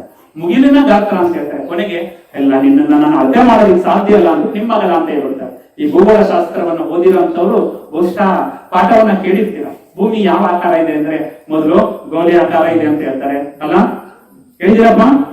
ಚೆಂಡಿನ ಆಕಾರ ಇದೆ ಅಂತ ಹೇಳ್ತಾರೆ. ಆಮೇಲೆ ಕಿತ್ತಳೆ ಹಣ್ಣಿನ ಆಕಾರ ಇದೆ ಅಂತ ಹೇಳ್ತಾರೆ. ಫುಟ್ಬಾಲ್ ತೋರಿಸ್ಬಿಟ್ಟು ಫುಟ್ಬಾಲ್ ಆಕಾರ ಅಂತ ಹೇಳ್ತಾರೆ. ವಾಲಿಬಾಲ್ ತೋರಿಸ್ಬಿಟ್ಟು ವಾಲಿಬಾಲ್ ಆಕಾರ ಅಂತ ಹೇಳ್ತಾರೆ ಅಲ್ವಾ? ಆದ್ರೆ ಹೇಳ್ಬಿಟ್ಟು ಕೊನೆಗೆ ಭೂಗೋಳ ಶಾಸ್ತ್ರಜ್ಞರು ಮತ್ತೊಂದು ಪದವನ್ನ ಬಳಸ್ತಾರೆ. ಭೂಮಿ ಬೇರೆ ಯಾವುದರ ಆಕಾರ ಇಲ್ಲ, ಅದಕ್ಕೆ ತನ್ನದೇ ಆದ ಆಕಾರ ಇದೆ ಅಂದ್ಬಿಟ್ಟು ಆ ಭೂಮ್ಯಾಕಾರ ಜಿಯಾಯ್ಡ್ ಅನ್ನೋ ಒಂದು ಪದವನ್ನ ಬಳಸ್ತಾರೆ. ಭೂಮ್ಯಾಕಾರ ಅಂತ. ಹಂಗೆ ಬಸವಣ್ಣವ್ರು ಹೇಳ್ಬಿಡ್ತಾರೆ ನಿಮ್ಮ ಅಗಲ ಅಂತ ಹೇಳ್ತಾರೆ. ಅಂದ್ರೆ ನಿನ್ನ ಜಗದಗಲ ಅಂದೆ, ಮುಗಿಲಗಲ ಅಂದೆ, ಮಿಗಿಯಗಲ ಅಂದೆ, ಆದ್ರೆ ಯಾವಾಗಲವೂ ಅಲ್ಲ ನಿಮ್ದು ನಿಮ್ಮಗಲ. ಯಾಕಂದ್ರೆ ನಿಮ್ಮ ವಿಸ್ತಾರವನ್ನ ನೀವೇ ಕಾಣಲಿಕ್ಕೆ ಸಾಧ್ಯ. ಪಾತಾಳದಿಂದ ತತ್ತ ನಿಮ್ಮ ಶ್ರೀಚರಣ, ನಿಮ್ಮ ಚರಣ ಪಾತಾಳಕ್ಕೆ ಬೇರೆ. ಬ್ರಹ್ಮಾಂಡದಿಂದ ತತ್ತ ನಿಮ್ಮ ಶ್ರೀಮಕುಲ, ನಿಮ್ಮ ಶಿರ ಇದೆಯಲ್ಲ ಅದು ಬ್ರಹ್ಮಾಂಡವನ್ನ ನೋಡ್ತಾ ಇದ್ದಾರೆ. ಅಂತವರು ಬಂದು ಏನ್ ಮಾಡಿದ್ದೀರಾ? ಎಲ್ಲ ಕರಸ್ಥಳಕ್ಕೆ ಬಂದು ಚುಳುಕಾದಿರಯ್ಯ, ನನ್ನ ಕೈಯಲ್ಲಿ ಬಂದು ಚಿಕ್ಕವರಾಗಿದ್ದೀರಾ, ಚುಳುಕಾದ ರೀತಿ ಕಾಣ್ತಾ ಇದ್ದೀರಾ ಅಂತ ಹೇಳ್ತಾರೆ. ಆ ಒಂದು ಇಷ್ಟಲಿಂಗದಲ್ಲಿ ಆ ಪರಶಿವನನ್ನ ನೋಡ್ತಾ ಇದ್ದೀವಿ. ಆ ಯಾವ ರೀತಿ ನೋಡ್ಬೇಕು ಅಂದ್ರೆ ಇಷ್ಟಲಿಂಗವನ್ನು ಇಟ್ಕೊಳ್ಳಿ, ಹೂವನ್ನ ಹಾಕಿ, ಅದು ಪೂಜೆ ಆಗುತ್ತೆ. ಇಷ್ಟಲಿಂಗವನ್ನ ಹಾಕಿ ಪೂಜೆಯನ್ನ ಮಾಡಿ, ಅಂದ್ರೆ ಹೂವನ್ನ ಹಾಕಿ ಸಂಪೂರ್ಣ ಇಷ್ಟಲಿಂಗವನ್ನ ಕವರ್ ಮಾಡ್ಬಿಡ್ತೀರ ಪ್ರಾರಂಭದಲ್ಲಿ. ಅನಂತರ ಗಂಧದ ಕಡ್ಡಿ ಪೂಜೆ ಮಾಡ್ತೀರಾ ಅಥವಾ ಕರ್ಪೂರದಲ್ಲಿ ಪೂಜೆ ಮಾಡ್ತೀರಾ, ಅದು ಇಷ್ಟಲಿಂಗ ಪೂಜೆ ಆಗುತ್ತೆ. ಇಷ್ಟಲಿಂಗ ಪೂಜೆ ಆದ್ಮೇಲೆ ಆ ಹೂವೆಲ್ಲವನ್ನ ತೆಗೆದು ಬಿಟ್ಟು ಅದ್ರ ಮೇಲೆ ಏನು ಇರಬಾರ್ದು, ಆ ಕಪ್ಪು ವರ್ಣ ಮಾತ್ರ ಕಾಣಬೇಕು, ಅದನ್ನ ಅನುಸಂಧಾನ. ಇಷ್ಟಲಿಂಗ ಮತ್ತೆ ನಾವು ಎರಡು ಕೂಡ ಅನುಸಂಧಾನವನ್ನ, ಎರಡು ಕಣ್ಣನ್ನು ನೋಡ್ಬೇಕು. ಈಗ ಉದಾಹರಣೆ ಕೆಲವರು ದೇವಸ್ಥಾನಕ್ಕೆ ಕಣ್ಣು ಮುಚ್ಕೊಂಡು ಪ್ರಾರ್ಥನೆ ಮಾಡುವಂತ ಹೇಳ್ತಾರೆ. ದೇವಸ್ಥಾನಕ್ಕೆ ಹೋದ್ರೆ ಅಥವಾ ಇನ್ಯಾವುದಾದ್ರು ಗುಡಿಯನ್ನ ಹೋಗಿ ನಾವು ಮೂರ್ತಿಯನ್ನ ನೋಡಿ ಕಣ್ಣು ಮುಚ್ಕೊಂಡು ಧ್ಯಾನ ಮಾಡಿದ್ದಾರೆ. ನಮ್ಮ ಲಿಂಗಾಯತ ತತ್ವದಲ್ಲಿ ಕಣ್ಣು ಮುಚ್ಕೊಂಡು ಮಾಡೋದಿಲ್ಲ, ಕಣ್ಣನ್ನ ತೆರೆದು ಅನಿಮಿಷ ದೃಷ್ಟಿಯಿಂದ ಅಂತ. ಅಂದ್ರೆ ಅರ್ಧ ಕಣ್ಣು ಮುಚ್ಚಿರ್ಬೇಕು, ಅರ್ಧ ಕಣ್ಣು ತೆರೆದಿರ್ಬೇಕು. ಅನಿಮಿಷ ದೃಷ್ಟಿಯಿಂದ ಆ ಲಿಂಗವನ್ನ ನೋಡ್ತಾ ನೋಡ್ತಾ ಅದನ್ನು ಇಷ್ಟಲಿಂಗ ಶರಣ ಸತಿ ಲಿಂಗ ಪತಿ ಅಂತ. ಇದೇ ಏನಾಗ್ಬೇಕು? ಲಿಂಗ ಪತಿ ಆಗ್ಬೇಕು, ನಾನೇನಾಗ್ಬೇಕು?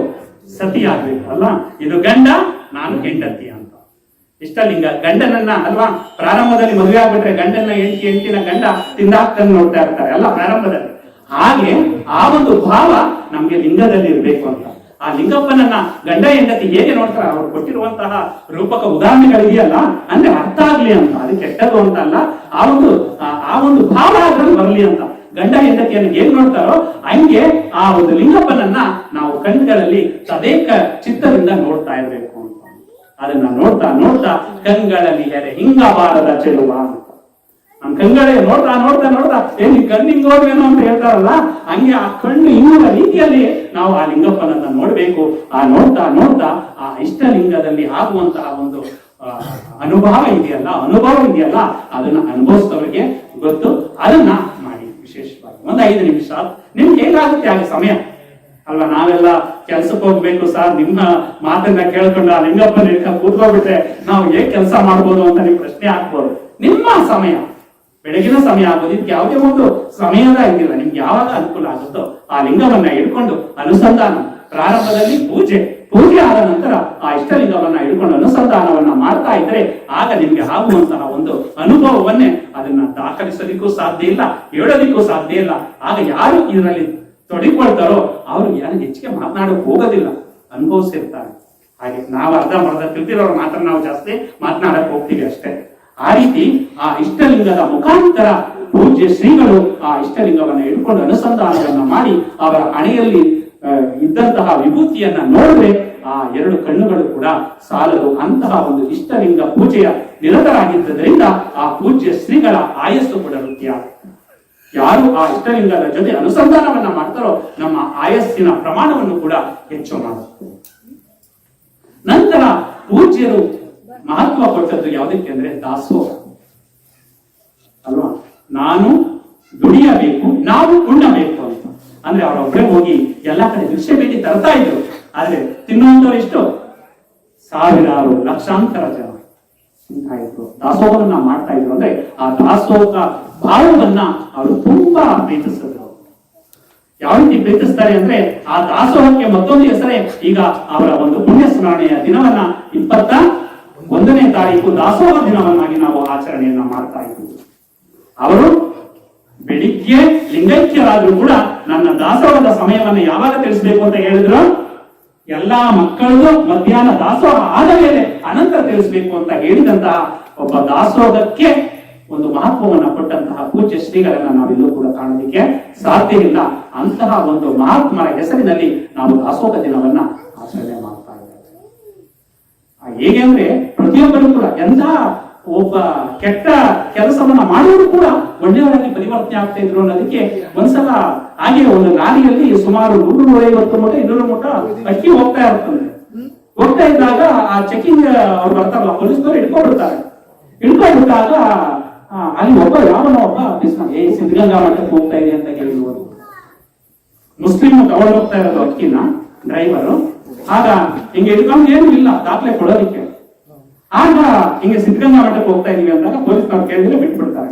ಆಗ ಅವರಿಗೆ ಫೋನ್ ಮಾಡಿ ಹಿಂಗೆ ಗೊತ್ತಾಗಿರುತ್ತೆ ಹಿಂಗೆ ಹಿಡಿದಿರುವಂತದ್ದು ಆ ಓನರ್ಗೆ ಗೊತ್ತಾದಾಗ ಏನು ಹೇಗೆ ಬಿಡಿಸ್ಕೊ ಬಂದೆ ಅಲ್ಲಿಂದ ಅಂದಾಗ ಹಿಂಗೆ ಸಿದ್ಧಗಂಗಾ ಮಠಕ್ಕೆ ಹೋಗ್ತಾ ಇದೀನಿ ಅಂತ ಹೇಳಿದಾಗ ಅವ್ರು ಪೊಲೀಸ್ನವ್ರು ಬಿಟ್ಬಿಟ್ರು ಅಂತ ಹೇಳಿದಾಗ ಆಗ ಅವ್ರಿಗೆ ಹೇಳ್ತಾನೆ ಆ ಓನರು ತೆಗೆದುಕೊಂಡು ಹೋಗಿ ಅದನ್ನು ಸಿದ್ಧಗಂಗಾ ಮಠಕ್ಕೆ ಹಾಕಿ ಬಂದ್ಬಿಡು ಅಂತ.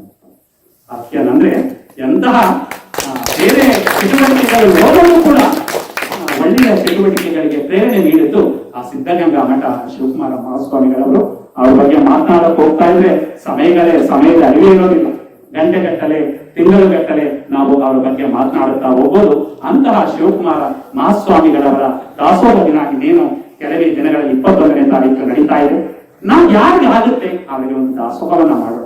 ಈ ದಾಸೋಹ ದಿನವನ್ನ ಸಾರ್ಥಕತೆಯನ್ನ ಪಡಿಬೇಕು ಅಂದ್ರೆ ನಿಮ್ಮ ಮನೆಯಲ್ಲಿ ನೀವೇನು ಮಾಡ್ತೀರಾ, ನೀವೇನು ಒಬ್ಬಟ್ಟೆ ಮಾಡಿ ಅಂತ ಗೊತ್ತಾಯ್ತಲ್ಲ, ಅಥವಾ ಬೇರೆ ಏನೋ ಮಾಡಿ ಅಂತ ನಿಮ್ಮ ಮನೆಯಲ್ಲಿ ಏನ್ ಮಾಡ್ತೀರಾ ಅದನ್ನ ಯಾರು ನಿರ್ಗತಿಕರಿರ್ತಾರೆ ಅಥವಾ ನಿಮ್ಮ ಮನೆಗೆ ಯಾರು ಬರ್ತಾರೆ ಅವರಿಗೆ ಒಂದು ಪ್ರೀತಿಯ ಭಾವನೆಯಿಂದ ಗುಣಪಡಿಸಿದಾಗ ಈ ದಾಸೋಹ ದಿನವೂ ಕೂಡ ಸಾರ್ಥಕ ಆಗುತ್ತೆ ಅಂತ. ಯಾಕಂದ್ರೆ ಅಲ್ಲಮ ಪ್ರಭುದೇವರು ಹೇಳ್ತಾರೆ, ದೇವರ ಮುಂದೆ ನಿಂತಿದ್ದಾರೆ, ದೇವರ ಗುಡಿ ಮುಂದೆ ಆ ದೇವರನ್ನ ಪ್ರಶ್ನೆ ಮಾಡ್ತಾರೆ, ನಾ ದೇವನಲ್ಲದೆ ನೀ ದೇವನೇ, ನೀ ದೇವನಾದರೆ ಎನ್ನನೇಕೆ ಸಲಹೆ, ಆ ರೈತು ಒಂದು ಕುಳಿತೆ ಉದಕ ಮನೆಯರವೆ, ಹಸಿದಾಗ ಓದರ ಬನಿಕ್ಕುವೆ ನಾ ದೇವ ಕಾಣ ಗುಹೇಶ್ವರ. ನಾನು ನಿನ್ನಲ್ಲ ದೇವರು ನಾ ದೇವರು ಅಂತ ಹೇಳ್ತಾ ಇದ್ದಾರೆ. ಯಾಕೆ? ಆ ಗರ್ಭಗುಡಿಯಲ್ಲಿರುವಂತ ದೇವರು. ಯಾಕಂದ್ರೆ ನಿನ್ನ ಮುಂದೆ ಅನೇಕ ಜನ ಭಿಕ್ಷೆಯನ್ನ ಬೇಡ್ತಾ ಇದ್ದಾರೆ ನಿನ್ನ ದೇವಸ್ಥಾನದ ಮುಂದೆ ಕೂತ್ಕೊಂಡು. ಆ ಭಿಕ್ಷುಕರಾಗಿರೋ ಹೊರತು ಧನಿಕರು ಯಾರು ಆಗ್ಲಿಲ್ಲ. ಆದ್ರೆ ನಾನು ದೇವರು ಅಂತ ಯಾಕೆ ಹೇಳ್ತೀನಿ ಅಂದ್ರೆ, ಯಾರಾದ್ರೂ ದಾಹ ಅಂತ ಬಂದ್ರೆ ಓದರವನು ಅಂದ್ರೆ ಅವರಿಗೆ ನೀರನ್ನ ಕೊಡ್ತೇನೆ, ಹಸಿವು ಅಂತ ಬಂದ್ರೆ ಅವರಿಗೆ ಒಂದು ಹೊತ್ತಿನ ಊಟವನ್ನ ಕೊಡ್ತೇನೆ ನಾ ದೇವ ಕಾಣ. ಈಗ ಯಾರಾದ್ರೂ ಬಿಸಿಲಲ್ಲಿ ಬಂದ್ಬಿಟ್ಟಿರ್ತಾರೆ ನಿಮ್ಮ ಮನೆಗೆ, ಬಂದಾಗ ಒಂದು ಹೊತ್ತಿನ ಊಟ ಕೊಟ್ಬಿಟ್ರೆ ಅಯ್ಯೋ ದೇವರ ರೀತಿ ನಾನು ಊಟ ಹಾಕ್ತಕ್ಕನಪ್ಪ ಅಂತ ಹೇಳ್ತಾರೆ, ಕೇಳಿದಿರಲ್ಲ. ಅಂತಹ ಮನುಷ್ಯನೇ ಮಹಾದೇವನಾಗಬೇಕು ಅನ್ನೋದು ಈ ಒಂದು ಭಾವನೆ. ಅಂತಹ ದಾಸೋಹ ಭಾವನೆಯನ್ನ ನಮ್ಮ ಲಿಂಗಾಯತ ಧರ್ಮದವ್ರಿಗೆ ಹೇಳಲೇ ಬೇಕಾಗಿಲ್ಲ. ನಾವು ಸುಮ್ಮನೆ ಭಾಷಣವನ್ನ ಮಾಡ್ತಾ ಇದ್ದೀವಿ, ಪ್ರವಚನ ಹೇಳ್ತಾ ಇದ್ದೀನಿ ಅಷ್ಟೇ. ಅದನ್ನ ಅಕ್ಷರ ಸಹ ಪಾಲಿಸ್ತೇನೆ ಅವರು ನೀವು ಅಲ್ಲ. ಈ ಒಂದು ನಂಜೇಗೌಡನ ದೊಡ್ಡಿಯಲ್ಲೂ ಕೂಡ ಆ ಒಂದು ಅಕ್ಷರ ಸಹ ಈ ದಾಸೋಹ ಭಾವನೆ ಇದೆ ಅಂತ ನಾನಾದ್ರೂ ಭಾವಿಸ್ತಾ. ಯಾಕಂದ್ರೆ ಇವತ್ತು ಪ್ರಸಾದ ವ್ಯವಸ್ಥೆಯನ್ನ ಅನ್ನಪೂರ್ಣ ಮಹಾದೇವ ಸ್ವಾಮಿ ಅವರು ವಹಿಸಿಕೊಂಡಿದ್ದಾರೆ. ಅವರಿಗೆ ಎಷ್ಟು ಪುಣ್ಯ ಅಂದ್ರೆ ಆ ದಾಸೋಹ ಒಂದೊಂದು ವ್ಯವಸ್ಥೆಯೂ ಕೂಡ ಆ ದಾಸೋಹ ಮಾಡೋದಕ್ಕೂ ಸಿಗೋದಕ್ಕೂ ಕೂಡ ಒಂದು ಪುಣ್ಯ. ಅಂತಹ ಒಂದು ಪುಣ್ಯದ ಕಾರ್ಯವನ್ನ ಅದು ಈ ದಿನ ಯಾವತ್ತು ಶಿವಕುಮಾರ ಮಹಾಸ್ವಾಮೀಜಿಗಳ ಆದರ್ಶ ಮತ್ತೆ ಸಿದ್ದೇಶ್ವರ ಶ್ರೀಗಳ ಆದರ್ಶ, ಶರಣರ ಆದರ್ಶಗಳನ್ನ ಈ ನಿಮ್ಮ ಅಲ್ಲಿ ಜ್ಞಾನವನ್ನ ಬಿತ್ತಾ ಇದೀವಲ್ಲ, ಆ ಜ್ಞಾನ ಬಿತ್ತೋ ಸಂದರ್ಭದಲ್ಲಿ ಈ ಮಾಧವಸ್ವಾಮಿ ಒಂದು ದಾಸೋಹ ವ್ಯವಸ್ಥೆಯನ್ನ ಮಾಡ್ತಾ ಇದ್ದಾರೆ ಅಂದ್ರೆ ನಿಜವಾಗ್ಲೂ ಕೂಡ ಈ ಒಂದು ನಮ್ಮ ಲಿಂಗಾಯತ ಧರ್ಮದ ಪರಂಪರೆಯಲ್ಲಿ ಹುಟ್ಟಿದ್ದು ಕೂಡ ಸಾರ್ಥಕ ಆಗುತ್ತೆ ಅಂತ ಹೇಳ್ತಾ ಅವರಿಗೂ ಈ ಒಂದು ಬೆಳದಿಂಗಳ ಶರಣರ ಚಿಂತನ ಮಂಥನ ಸಮಿತಿ ವತಿಯಿಂದ ಅವರಿಗೆ ಧನ್ಯವಾದಗಳನ್ನು. ಇನ್ನು ನಾವು ಎರಡನೆಯವರು ಅವರ ಆದರ್ಶಗಳು ಅಂದ್ರೆ ನಮ್ಮ ಜ್ಞಾನ ಯೋಗಿ ಅಂತ ಕರೀತಿದ್ದಾರೆ ಸಿದ್ದೇಶ್ವರ ಮಹಾಸ್ವಾಮಿಗಳವರು. ಆ ಜ್ಞಾನಯೋಗಿ ಸಿದ್ದೇಶ್ವರ ಮಹಾಸ್ವಾಮಿಗಳ ಬಗ್ಗೆ ನಿನಗೆ ಹೇಳೋದಿಕ್ಕೆ ಹೋದ್ರೆ ಯಾರು ಅವರು 1907ರಲ್ಲಿ ಹುಟ್ಟರೆ, ಇವರು 1940ರಲ್ಲಿ ಹುಟ್ಟುತ್ತಾರೆ ನಮ್ಮ ಸಿದ್ದೇಶ್ವರ ಶ್ರೀಗಳು. ನಾವು ಒಂದ್ ಜೇಬ್ ಸಾಕಾಗಲ್ಲ ಅಂದ್ಬಿಟ್ಟು ಕೆಲವು ಕಡೆ 2 ಜೇಬ್ ಹಾಕೊಳ್ತೀವಿ, ಪ್ಯಾಂಟ್ಗೆ 2 ಜೇಬ್ ಹಾಕೊಳ್ತೀವಿ, ಹಿಂದೆ ಒಂದು ಹಾಕೊಳ್ತೀವಿ. ನನಗೆ ಯಾರಿಗೂ ಕಾಣೋದು ಬೇಡ, ನಾನು ಎಂಟಿ ಕಾಣೋದು ಬೇಡ ಅಂದ್ಬಿಟ್ಟು ಒಳಗಡೆ ಒಂದು ಜೇಬ್ ಇಟ್ಕೊಂಡಿರ್ತೀವಿ ಅಲ್ಲ, ಕೆಲವು ಹಣವನ್ನ ಇರೋದಕ್ಕೆ. ಆದ್ರೆ ಜೇಬಿಲ್ಲದ ರಾಷ್ಟ್ರ ಸಂತ ಯಾರಾದ್ರೂ ಇದ್ದಾರೆ ಅಂದ್ರೆ ಅವರು ನಮ್ಮ ಸಿದ್ದೇಶ್ವರ ಮಹಾಸ್ವಾಮಿಗಳು. ಜೇಬಿನಿಲ್ಲ, ಅವರು ಹಾಕಿ ಬಿಟ್ಟಿದ್ದಂತಹ ಒಂದು ಅಂಗಿಯಲ್ಲಿ ಯಾವುದೇ ಒಂದು ಜೇಬನ್ನ ಇಟ್ಕೊಂಡಿರ್ತಿರಲಿಲ್ಲ. ಅಂತಹ ಒಬ್ಬ ಜ್ಞಾನ ಯೋಗಿ ನಮ್ಮ ಉತ್ತರ ಕರ್ನಾಟಕ ಮಾತ್ರವಲ್ಲ, ದಕ್ಷಿಣ ಕರ್ನಾಟಕದಲ್ಲೂ ಕೂಡ ತುಂಬಾ ತಮ್ಮ ಪ್ರವಚನದ ಮೂಲಕ ಮನೆ ಮಾತಾಡೋರು. ಅವರು ಕೇವಲ ಒಂದು ಭಾಷೆಯಲ್ಲ, 5 ಭಾಷೆಗಳಲ್ಲಿ ಕನ್ನಡ, ಇಂಗ್ಲಿಷ್, ಹಿಂದಿ, ಸಂಸ್ಕೃತ, ಮರಾಠಿ 5 ಭಾಷೆಗಳಲ್ಲಿ, ಪಂಚ ಭಾಷೆಗಳಲ್ಲಿ ಪಾಂಡಿತ್ಯವನ್ನ ಹೊಂದಿ ಅವರು ಮಾತನಾಡಲಿಕ್ಕೆ ಇಳಿತು ಅಂದ್ರೆ ಪ್ರತಿಯೊಂದರಲ್ಲೂ ಕೂಡ ಜೀವ ಚೈತನ್ಯವಿದೆ. ಕಲ್ಲಿನಲ್ಲೂ ಜೀವ ಚೈತನ್ಯವಿದೆ, ಮರದಲ್ಲೂ ಜೀವ ಚೈತನ್ಯವಿದೆ, ಗಿಡ ಅದರಲ್ಲೂ ಕೂಡ ಜೀವ ಚೈತನ್ಯವಿದೆ, ಬೆಟ್ಟ ಅದರಲ್ಲೂ ಕೂಡ ಜೀವ ಚೈತನ್ಯವಿದೆ ಅಂತ ಹೇಳಿ ಅವರನ್ನೇ ಉದಾಹರಣೆಗಳನ್ನಾಗಿ ಕೊಟ್ಟು ನಮ್ಮೆಲ್ಲರನ್ನು ಕೂಡ ಬಡಿದೆಬ್ಬಿಸ್ತಾ ಇದ್ರು. ಅವರು ಕೊಡುತ್ತಿದ್ದಂತಹ ಉದಾಹರಣೆಗಳು ಅದು ಒಂದು ಹಿಂಗೆ HD ಕೋಟೆಗೆ ಒಂದ್ಸಲ ಬಂದಿದ್ರು. ಅವರು ಒಂದೇ ಒಂದು ವಚನವನ್ನ ಇಟ್ಕೊಂಡು 1 ಗಂಟೆ ಅವರು ಪ್ರವಚನವನ್ನ ಕೊಟ್ಟರು. ಅದೇ ಒಂದು ವಚನ, ಮನೆಯೊಳಗೆ ನಿಧಾನವಿಲ್ಲವು, ಹೊಸ್ತಿಲಲ್ಲಿ ಹುಲ್ಲು ಹುಟ್ಟಿ, ಮನೆಯೊಳಗೆ ರಜ ತುಂಬಿ, ಮನೆಯೊಳಗೆ ನಿಧಾನವಿಲ್ಲವು, ತರುವಿನೊಳಗೆ ಹುಸಿ ತುಂಬಿ, ಮನದೊಳಗೆ ವಿಷಯ ತುಂಬಿ, ಮನೆಯೊಳಗೆ ನಿಧಾನವಿಲ್ಲವು, ಇಲ್ಲ ಕೂಡಲ ಸಂಗಮ ಅಂತ ಈ ಒಂದು ವಚನಕ್ಕೆ ಉದಾಹರಣೆಯನ್ನು ಕೊಟ್ಕೊಂಡು, ಈ ಉದಾಹರಣೆ ನಮ್ಮನೆಯಲ್ಲೂ ಕೂಡ ಮನೆಯೊಳಗೆ ಇದ್ದಾನೆ ಅಂದ್ರೆ ಏನು, ನಾವು ಮನೆ ಮುಂದೆ ಏನ್ ಮಾಡಿರ್ಬೇಕು, ನೀರನ್ನು ಹಾಕಿರ್ತೀವಿ, ರಂಗವಲಿಯನ್ನು ಹಾಕಿರ್ತೀವಿ. ಹಾಕಿದ್ರೆ ಈ ಮನೆಯಲ್ಲಿ ಯಾರು ವಾಸವಾಗಿದ್ದಾರೆ ಅಂತ. 1-2-3 ದಿನ ಯಾರು ನಾವು ಪ್ರವಾಸಕ್ಕೆ ಹೋಗ್ಬಿಟ್ಟು ಮನೆ ಮುಂದೆ ಏನು ಆಗಿಲ್ಲ ಅಂದ್ರೆ ಈ ಮನೇಲಿ ಯಾರು ಇಲ್ಲ ಅನ್ನೋ ಕಾಣ್ತಾ ಇದೆ ಅಂತ ನಾವೇ ಅಂದ್ಕೊಡ್ತೀವಿ. ಹಂಗೆ ಮನೆಯೊಳಗೆ ನಿಧಾನ ಇಲ್ಲವೋ, ಹೊಸ್ತಿಲಲ್ಲಿ ಹುಲ್ಲು ಬಿಟ್ಟಿ, ಮನೆಯೊಳಗೆ ರಜ ತುಂಬಿ, ರಜಾ ಅಂದ್ರೆ ಕಸ ತುಂಬಿ, ಮನೆಯೊಳಗೆ ನಿಧಾನ ಇಲ್ಲ, ಮನೆಯೊಳಗೆ ಇಲ್ಲ, ಹೊಸ್ತಿಲಲ್ಲಿ ಹುಲ್ಲು ಬಿಟ್ಟಿದೆ, ಕಸ ತುಂಬಿದೆ ಅಂತ ಇಲ್ಲ. ಹಂಗೆ ತನುವಿನೊಳಗೆ ಹುಸಿ ತುಂಬಿ, ತನು ಅಂದ್ರೆ ದೇಹ, ನನ್ನ ದೇಹದ ಪೂರ್ತಿ ಹುಸಿ, ನಾನು ಮಾತಾಡ್ತಿರೋದು ಸುಳ್ಳು. ಮನದೊಳಗೆ ವಿಷಯ, ನನ್ನ ಮನಸ್ಸಿನಲ್ಲಿ ವಿಷಯ ಅಂದ್ರೆ ಅನೇಕ ಲಾಲಸೆಗಳು, ಒಂದು ಏನ್ ಹೇಳ್ತೀವಿ, ಆ ಜ್ಞಾನೇಂದ್ರಿಯಗಳಿದೆಯಲ್ಲ, ಕಣ್ಣು, ಕಿವಿ, ಮೂಗು, ನಾಲಿಗೆ, ಚರ್ಮ, ಇವೇನ್ ಹೇಳ್ತಾ ಇದ್ರೆ ಕೇಳ್ತಾ ಇದ್ದೀನಿ, ನನ್ನ ವಿಷಯ ತುಂಬಿದೆ. ತನುವಿನೊಳಗೆ ಹುಸಿ ತುಂಬಿ, ಮನದೊಳಗೆ ವಿಷಯ ತುಂಬಿ, ಮನದೊಳಗೆ, ಮನೆಯಲ್ಲ ಮನದೊಳಗೆ, ಮನ ಅಂದ್ರೆ ಮನಸ್ಸು, ಮನದೊಳಗೆ ಮನೆಯೊಳಗೆ ನಿಧಾನವಿಲ್ಲವೋ, ಇಲ್ಲ ಕೂಡಲ ಸಂಗಮ. ನನ್ನ ತನುವಿನಲ್ಲಿ ಹುಸಿ ತುಂಬಿದೆ, ವಿಷಯ ತುಂಬಿದೆ ಅಂದ್ರೆ ಅಲ್ಲಿ ದೇವರಲ್ಲಿ ವಾಸವಾಗಿರ್ತಾನೆ, ವಾಸವಾಗಿರೋದಕ್ಕೆ ಸಾಧ್ಯ ಇಲ್ಲ. ಹಂಗೆ ನಮ್ಮ ತನುವಿನಲ್ಲಿ ಹೇಗಿರಬೇಕು ಅಂದ್ರೆ ಎಲ್ಲ ಸತ್ಯವೇ ಇರಬೇಕು, ವಿಷಯಗಳ ಲಾಲಸೆ ಇರಬಾರದು. ಇಲ್ಲದೆ ಹೋದಾಗ ಮಾತ್ರ ಅಲ್ಲಿ ಭಗವಂತ ನೆಲೆಸ್ತಾನೆ ಅನ್ನೋದನ್ನ ಈ ಒಂದು ವಚನದ ಮೂಲಕ ಅನೇಕ ರೀತಿಯ ದೃಷ್ಟಾಂತಗಳನ್ನ ಕೊಡೋದ್ರ ಮುಖಾಂತರ ನಮ್ಮನ್ನ ಎಚ್ಚರಿಸ್ತಾರೆ. ನಮ್ಮ ಪೂಜ್ಯ ಸಿದ್ದೇಶ್ವರ ಶ್ರೀಗಳು ವಚನ ಸಾಹಿತ್ಯ ಹಿಡ್ಕೊಬಿಟ್ರಂತೂ ಆ ವಚನ ಸಾಹಿತ್ಯವನ್ನ ಪ್ರತಿಯೊಬ್ಬರು ಕೂಡ ಆಳಕ್ಕೆ ಇಳಿದು ಅದನ್ನ ಅರ್ಥ ಮಾಡಿಸುವ ಮಟ್ಟದಲ್ಲಿ ಅವರು ಪೂಜ್ಯ ಶ್ರೀಗಳು ನಮ್ಮನ್ನ ಜ್ಞಾನದ ಲೋಕಕ್ಕೆ ಕರೆದುಕೊಂಡು ಹೋಗ್ತಾ ಇದ್ರು. ಅಂತಹ ಜ್ಞಾನ ಯೋಗಿಗಳು 2 ವರ್ಷಗಳ ಹಿಂದೆ ಅಂದ್ರೆ ಈ ಜನವರಿ 2ನೇ ತಾರೀಕು ಅವರು ಲಿಂಗೈಕ್ಯರಾಗಿ 2 ವರ್ಷಗಳು ಕಳೆಯುತ್ತೆ. ಅವರು ಇಚ್ಛಾಮರಣವನ್ನ ಹೊಂದವರು. ಇಚ್ಛಾಮರಣ ಅಂದ್ರೆ ನಾವು ಯಾವತ್ತು ಮರಣವನ್ನ ಹಪ್ಪಬೇಕು ಅನ್ಕೊಂಡಿರ್ತೀವಿ ಅದನ್ನೇ ಇಚ್ಛಾಮರಣ ಅಂತ ಕರೀತಾರೆ. ಅವರು ಯಾಕೆ ಇಚ್ಛಾಮರಣವನ್ನು ಹೊಂದ್ತಾರೆ, ಕೆಲವು ದಿನಗಳ ನಂತರ ಆ ದಿನವೇ ಅವರು ಮರಣವನ್ನ ಹಪ್ಪಬೇಕು ಅಂತ ಊಟವನ್ನ ಮಾಡೋದಿಲ್ಲ, ಜೊತೆಗೆ ನೀರನ್ನ ತಗೊಳ್ಳೋದಿಲ್ಲ, ಕೊನೆಗೆ ಗಾಳಿಯನ್ನು ಕೂಡ ಸೇವಿಸದೆ ಅವರು ಫುಲ್ ನಿಸ್ತೇಜರಾಗಿಬಿಡ್ತಾರೆ. ಆಗ ಜನವರಿ 2ನೇ ತಾರೀಕು ಅವರು ಬಯಸಿದ ಹಾಗೆ ಇಚ್ಛಾಮರಣವನ್ನ ಅವರೇ ನಮ್ಮ ಪೂಜ್ಯ ಶ್ರೀ ಸಿದ್ದೇಶ್ವರ ಮಹಾಸ್ವಾಮಿಗಳು. ಅವರು ಮರಣವನ್ನು ಅಪ್ಪಿದ್ರು ಕೂಡ ಅವರ ದೇಹಕ್ಕೆ ಮರಣ ಇದೆಯೋ ಹೊರತು ಅವರಿಗೆ ಅವರ ಜ್ಞಾನಕ್ಕೆ, ಅವರು ಕೊಟ್ಟಂತಹ ಪ್ರವಚನಕ್ಕೆ ಮರಣ ಇಲ್ಲ. ಅದಕ್ಕೆ ಹೇಳ್ತಾರೆ, ಜೋಳ ವಾಳಿಯವ ನಾನಲ್ಲ, ವೇಳೆ ವಾಳಿಯವ ನಾನಲ್ಲ, ಹಾಳುಗೆ ತೋಳುವ ಹಾಳು ನಾನಲ್ಲವಯ್ಯ, ಕೇಳು ಕೂಡಲ ಸಂಗಮ ದೇವ, ಮರಣವೇ ಮಹಾನವ. ಯಾರಾದ್ರೂ ಮರಣವನ್ನ ಮಹಾನವಮಿ ಅಪ್ಪಿಕೊಂಡಿದ್ದಾರೆ ಅಂದ್ರೆ ನಮ್ಮ ಲಿಂಗವಂತರು ಮಾತ್ರ. ಬೇರೆ ಧರ್ಮದಲ್ಲಿ ಅಥವಾ ಬೇರೆ ಮನೆಗಳಲ್ಲಿ ಸಾವಾಗ್ಬಿಟ್ರೆ ಅವರು ಆ ಸಾವನ್ನ ಮುಗಿಸ್ಕೊಂಡು ಬರೋವರೆಗೂ ಕೂಡ ಊಟವನ್ನ ಮಾಡೋದು ಅಲ್ಲ. ಆದ್ರೆ ನಮ್ಮ ಧರ್ಮದಲ್ಲಿ ಆಗಿಲ್ಲ. ನಮ್ಮಲ್ಲಿ ಸಾವಾಗಿದ್ರು ಕೂಡ ನಾವೇನ್ ಮಾಡ್ತೀವಿ, ಯಾರೇ ಬಂದ್ರು ಕೂಡ ಅವರಿಗೆ ಊಟವನ್ನ ಹಾಕಿ ಅವರನ್ನ ಏನ್ ಮಾಡ್ತೀವಿ, ಸಂತೃಪ್ತಿಯಾಗಿ ಕಳ್ಸ್ಕೊಳ್ತೀವಿ. ಯಾಕಂದ್ರೆ ಇವ್ರು ಸಾವು ಹೋಗಿ ಊಟ ಇಲ್ಲದೆ ಬಂದೋ ಅನ್ನೋ ಮಾತು ಯಾರನ್ನು ಕೂಡ ಬರಬಾರದು ಅಂತ. ಸಾವಿಗೆ ಹೋದ್ರು ಕೂಡ ನಾವು ಅಲ್ಲಿ ಸಂತೃಪ್ತಿಯಾಗಿ ಬರ್ತೀವಿ. ಅದಕ್ಕೆ ಮರಣವನ್ನ ಮಹಾನವಮಿ ರೀತಿ ಅಪ್ಪಿಕೊಂಡಂತವ್ರು ನಮ್ಮ ಶರಣರು. ಅವರು ಇವತ್ತು ಇಲ್ಲ ಅಂದ್ರು ಅವರ ಆದರ್ಶಗಳಿದೆಯಲ್ಲ, ಅವರ ತತ್ವಗಳಿದೆಯಲ್ಲ, ಅವರ ವಚನಗಳಿದೆಯಲ್ಲ, ಅವೆಲ್ಲವನ್ನ ನಾವು ಜೀವನದಲ್ಲಿ ಅಳವಡಿಸಿಕೊಳ್ಳುವ ಮುಖಾಂತರ ನಮ್ಮನ್ನ ಏನ್ ಮಾಡ್ತಾ ಇದ್ದಾರೆ, ಮನದ ಮೈಲಿಗೆಯ ತೊಳೆಯಬೇಕಾದರೆ ಶರಣರ ಅನುಭವ ಮಾಡುವುದು ಅಂತಹ ಅನುಭವವನ್ನ ನಾವು ಮಾಡ್ತಾ ಇದ್ರೆ. ಮತ್ತೆ ಮೇದಾರ ಕೇತಯ್ಯ ಶರಣರು, ನಮ್ಮ ಬಸವಪ್ರಿಯ ಅವರು, ಇಬ್ಬರು ಜಯಂತಿಗಳು ಕೂಡ ಇದೆ ಅಂತ ನಮ್ಮನ್ನ ಎಚ್ಚರಿಸಿದ್ದಾರೆ. ಒಂದು ಮೇದಾರ ಕೇತಯ್ಯನವರ ಜಯಂತಿ ಮತ್ತೆ ನಮ್ಮ ಶರಣ ಶಿವಯೋಗಿ ಸಿದ್ದರಾಮೇಶ್ವರ ಇವರ ಭಾವಚಿತ್ರವನ್ನು ನೋಡ್ತಾ ಇದ್ದೇವೆ ಅಲ್ವಾ. ನಮ್ಮದೆಲ್ಲ ನಮ್ಮ ಫೋಟೋ ಹೊಡೆದ್ರೆ ಛಾಯಾಚಿತ್ರ ಅಂತೀವಿ. ಯಾಕೆ ಭಾವಚಿತ್ರ ಅಂತ ಕರಿತೀವಿ ಅಂದ್ರೆ ಅವರು ಹೇಗಿದ್ರು ಅಂತ ನಮಗೆ ಗೊತ್ತಿಲ್ಲ, ಆ ಕಲ್ಪನೆಯ ಮೇಲೆ ಅವರ ಚಿತ್ರವನ್ನ ಬರ್ತಿರೋದ್ರಿಂದ ಭಾವಚಿತ್ರ ಅಂತ ಕರಿತೀವಿ. ಅಂತಹ ಮೇದಾರ ಕೇತಯ್ಯನವರು ಮತ್ತೆ ಶಿವಯೋಗಿ ಸಿದ್ದರಾಮೇಶ್ವರರ ಜಯಂತಿ ಮತ್ತು ಅವರ ಒಂದು ತತ್ವಗಳನ್ನು ಕೂಡ ತಿಳಿಬೇಕು ಅನ್ನೋದು ಅವರ ಆಸೆ ಆಗಿದೆ. ಅಂತಹ ಶಿವಯೋಗಿ ಸಿದ್ದರಾಮೇಶ್ವರ ಇದಾರಲ್ಲ, ಅನುಭವ ಮಂಟಪ ಅಂತ ಸ್ಥಾಪನೆ ಆಗುತ್ತೆ. ಅದನ್ನ ಬಸವಣ್ಣನವರು ಬಿಜಾಪುರ ಜಿಲ್ಲೆಯ ಬಾಗೇವಾಡಿಯ ಇಂಗಳೇಶ್ವರದಲ್ಲಿ ಹುಟ್ಟುತ್ತಾರೆ. ನಂತರ ಅವರು ಕೂಡಲ ಸಂಗಮದಲ್ಲಿ ಹೋಗಿ ಶಿಕ್ಷಣವನ್ನ ಪಡೆದು ಅಲ್ಲಿ ಇಷ್ಟಲಿಂಗ ಆವಿಷ್ಕಾರ ಆಗಿ ನಂತರ ಎಲ್ಲಿ ಬರ್ತಾರೆ, ಮಂಗಳ ವೇಡಕ್ಕೆ ಬಂದು ಮಂಗಳ ವೇಡದಲ್ಲಿ ಅವರು ಕರ್ಣಿಕರಾಗಿ ನಂತರ ಬಸವ ಕಲ್ಯಾಣಕ್ಕೆ ಬರ್ತಾರೆ. ಬಸವ ಕಲ್ಯಾಣದಲ್ಲಿ ಕೇಳ್ತಾ ಇದೆಯಾ ನಾನು ಹೇಳೋದು? ಬಸವ ಕಲ್ಯಾಣದಲ್ಲಿ ಅವರು ಆ ಬಿಜ್ಜಳನ ಆಸ್ಥಾನದಲ್ಲಿ ಭಂಡಾರದ ಮಂತ್ರಿ ಆಗ್ತಾರೆ. ಆ ಮಂತ್ರಿ ಆದಂತಹ ಸಂದರ್ಭದಲ್ಲಿ ಅವರು ಎರಡು ತತ್ವ, ಒಂದು ಕಾಯಕ, ಇನ್ನೊಂದು ದಾಸೋಹ. ಆ ಕಾಯಕ ಮತ್ತು ದಾಸೋಹ ತತ್ವದಿಂದ ಕಲ್ಯಾಣದಲ್ಲಿ ಕೊಡುವವರುಂಟು ಬೇಡುವವರಿಲ್ಲ ಅಂತ. ಆ ಕಲ್ಯಾಣದ ಪರಿಸ್ಥಿತಿ ಹೇಗಿರುತ್ತೆ ಅಂದ್ರೆ, ಕಲ್ಯಾಣವೆಂಬುದಿನ್ನಾರಿಗೂ ಹೋಗಬಾರದು, ಒಳಗೂ ಕಲ್ಯಾಣ ಹೊರಗೂ ಕಲ್ಯಾಣ ಅಂತ ಜಗನ್ಮಾತೆ ಅಕ್ಕ ಮಹಾದೇವರು ಹೇಳ್ತಾರೆ.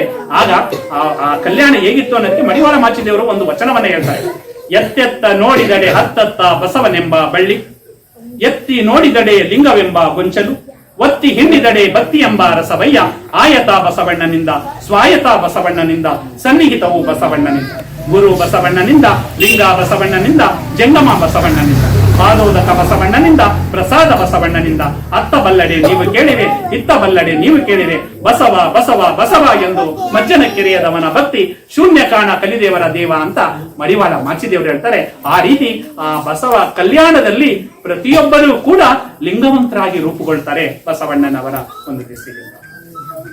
ಆಗ ಆಫ್ಘಾನಿಸ್ತಾನ ಅಂತ ಬೇರೆ ದೇಶ, ಅಲ್ಲಿ ಮರುಳ ಶಂಕರ ದೇವರು ಬರ್ತಾರೆ. ಮತ್ತೆ ಇಲ್ಲಿ ತಮಿಳುನಾಡಿನಿಂದ ಮಾದಾರ ಚೆನ್ನಯ್ಯ ಹೋಗ್ತಾರೆ. ಇನ್ನು ಕಾಶ್ಮೀರ, ಜಮ್ಮು ಕಾಶ್ಮೀರ ಕೇಳಿದಿರಲ್ಲ, ಆ ಕಾಶ್ಮೀರದಿಂದ ಮೋಳಿಗೆ ಮಾರಯ್ಯ ಮತ್ತು ಮೋಳಿಗೆ ಮಹಾದೇವಿ ಬರ್ತಾರೆ. ಇನ್ನು ಈ ಮಹಾರಾಷ್ಟ್ರದಲ್ಲಿ ಇರ್ತಾರೆ ಸಿದ್ದರಾಮೇಶ್ವರ, ಆ ಮಹಾರಾಷ್ಟ್ರದಿಂದ ಹೋಗ್ತಾರೆ. ಅಲ್ಲಮ ಪ್ರಭುಗಳು ಬಳ್ಳಿಗಾವಿ ಅಂತ ಇದೆ, ಶಿವಮೊಗ್ಗ ಜಿಲ್ಲೆ. ಅಕ್ಕ ಮಹಾದೇವಿಯರ ಜನ್ಮಸ್ಥಳ ಮತ್ತು ಅಲ್ಲಮ ಪ್ರಭು ದೇವಗಳ ಜನ್ಮಸ್ಥಳ ಒಂದು 2-3 ಕಿಲೋಮೀಟರ್ ಅಂತರದಲ್ಲಿದೆ. ಅಕ್ಕ ಮಹಾದೇವಿಯವರ ಜನ್ಮಸ್ಥಳ ಯಾವುದು ಯಾರು ಹೇಳ್ತೀರಾ? ಉಡುತಡಿ. ಅಕ್ಕ ಮಹಾದೇವರ ಜನ್ಮಸ್ಥಳ ಉಡುತಡಿ. ಪರವಾಗಿಲ್ಲ, ನಮ್ಮ ಬೆಳದಿಂಗಳ ಶರಣರ ಚಿಂತನ ಮಂಥನ ಸಮಿತಿಯಲ್ಲಿ ಶರಣರ ಒಂದು ಜನ್ಮಸ್ಥಳ ಬಾಯಲ್ಲಿ ಬರ್ತಾ ಇದೆ ಅಂದ್ರೆ ಖುಷಿ ಆಗುತ್ತೆ ನಮ್ಗೆ. ಅಕ್ಕ ಮಹಾದೇವರ ಜನ್ಮಸ್ಥಳ ಉಡುತಡಿ ಮತ್ತು ನಮ್ಮ ಅಲ್ಲಮ ಪ್ರಭು ದೇವರ ಜನ್ಮಸ್ಥಳ ಬಳ್ಳಿಗಾವಿ. ಆ ಒಂದು 2-3 ಕಿಲೋಮೀಟರ್ ಅಂತರ ಇದೆ. ಹೋಗಿದ್ ಬನ್ನಿ. ಯಾರಾದ್ರೂ ಹೋಗಿದ್ದೀರಾ ಉಡುತಡಿಗೆ? ಒಂದು 4-5 ಜನ ಬಿಟ್ರೆ ಯಾರು ಹೋಗಿರೋದು ಅಲ್ಲ. ಉಡುತಡಿಗೆ ಹೋಗಿಲ್ಲ ಅಲ್ಲ. ಬಸವ ಕಲ್ಯಾಣ ಹೋಗಿದ್ದೀರಾ? ಹೋಗಿದ್ದೀರಾ ಎಲ್ಲರೂ? ಅಕ್ಕಂದಿರಾ? ಕೂಡಲ ಸಂಗಮ ಹೋಗಿದ್ದೀರಾ? ದಯಮಾಡಿ ಹೋಗಿ ಬನ್ನಿ. ಧರ್ಮಸ್ಥಳ, ತಿರುಪತಿ ಎಲ್ಲ ಹೋಗಿದ್ದೀರಾ?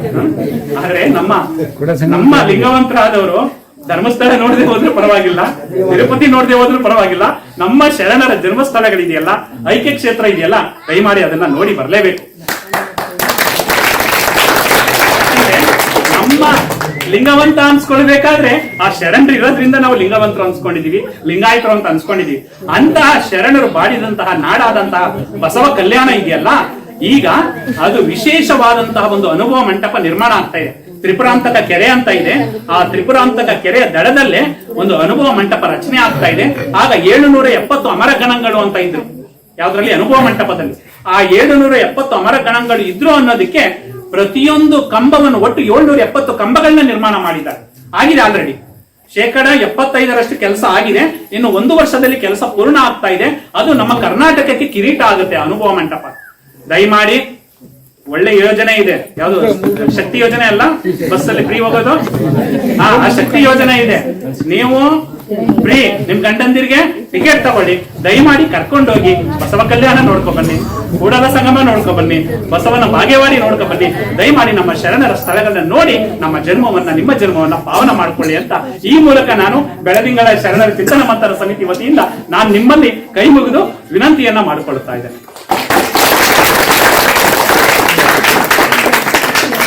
ಅಲ್ಲಿ ಬಸವಣ್ಣನವರು ಅನುಭವ ಮಂಟಪವನ್ನ ರಚನೆ ಮಾಡಿದ್ರಲ್ಲ, ಆ ಅನುಭವ ಮಂಟಪದ ಅಧ್ಯಕ್ಷರಾದವರು ಯಾರು? ಅಲ್ಲಮ ಪ್ರಭುಗಳು. ಎರಡನೇ ಅಧ್ಯಕ್ಷರು ಚಿನ್ಮಯ ಜ್ಞಾನಿ ಚನ್ನಬಸವಣ್ಣನವರು. ಮೂರನೇ ಅಧ್ಯಕ್ಷರೇ ನಮ್ಮ ಇಲ್ಲಿರುವಂತಹ ಶಿವಯೋಗಿ ಸಿದ್ದರಾಮೇಶ್ವರರು. ಅವರು ಎಷ್ಟು ವಚನಗಳನ್ನು ರಚನೆ ಮಾಡ್ತಾರೆ ಅಂದ್ರೆ, ಆ ವಚನಗಳು ಶರಣರಲ್ಲಿ ಅತ್ಯಂತ ಹೆಚ್ಚು ವಚನಗಳು ಸಿಕ್ಕಿರೋದೇ ನಮಗೆ ಶಿವಯೋಗಿ ಸಿದ್ದರಾಮೇಶ್ವರರ ವಚನಗಳು.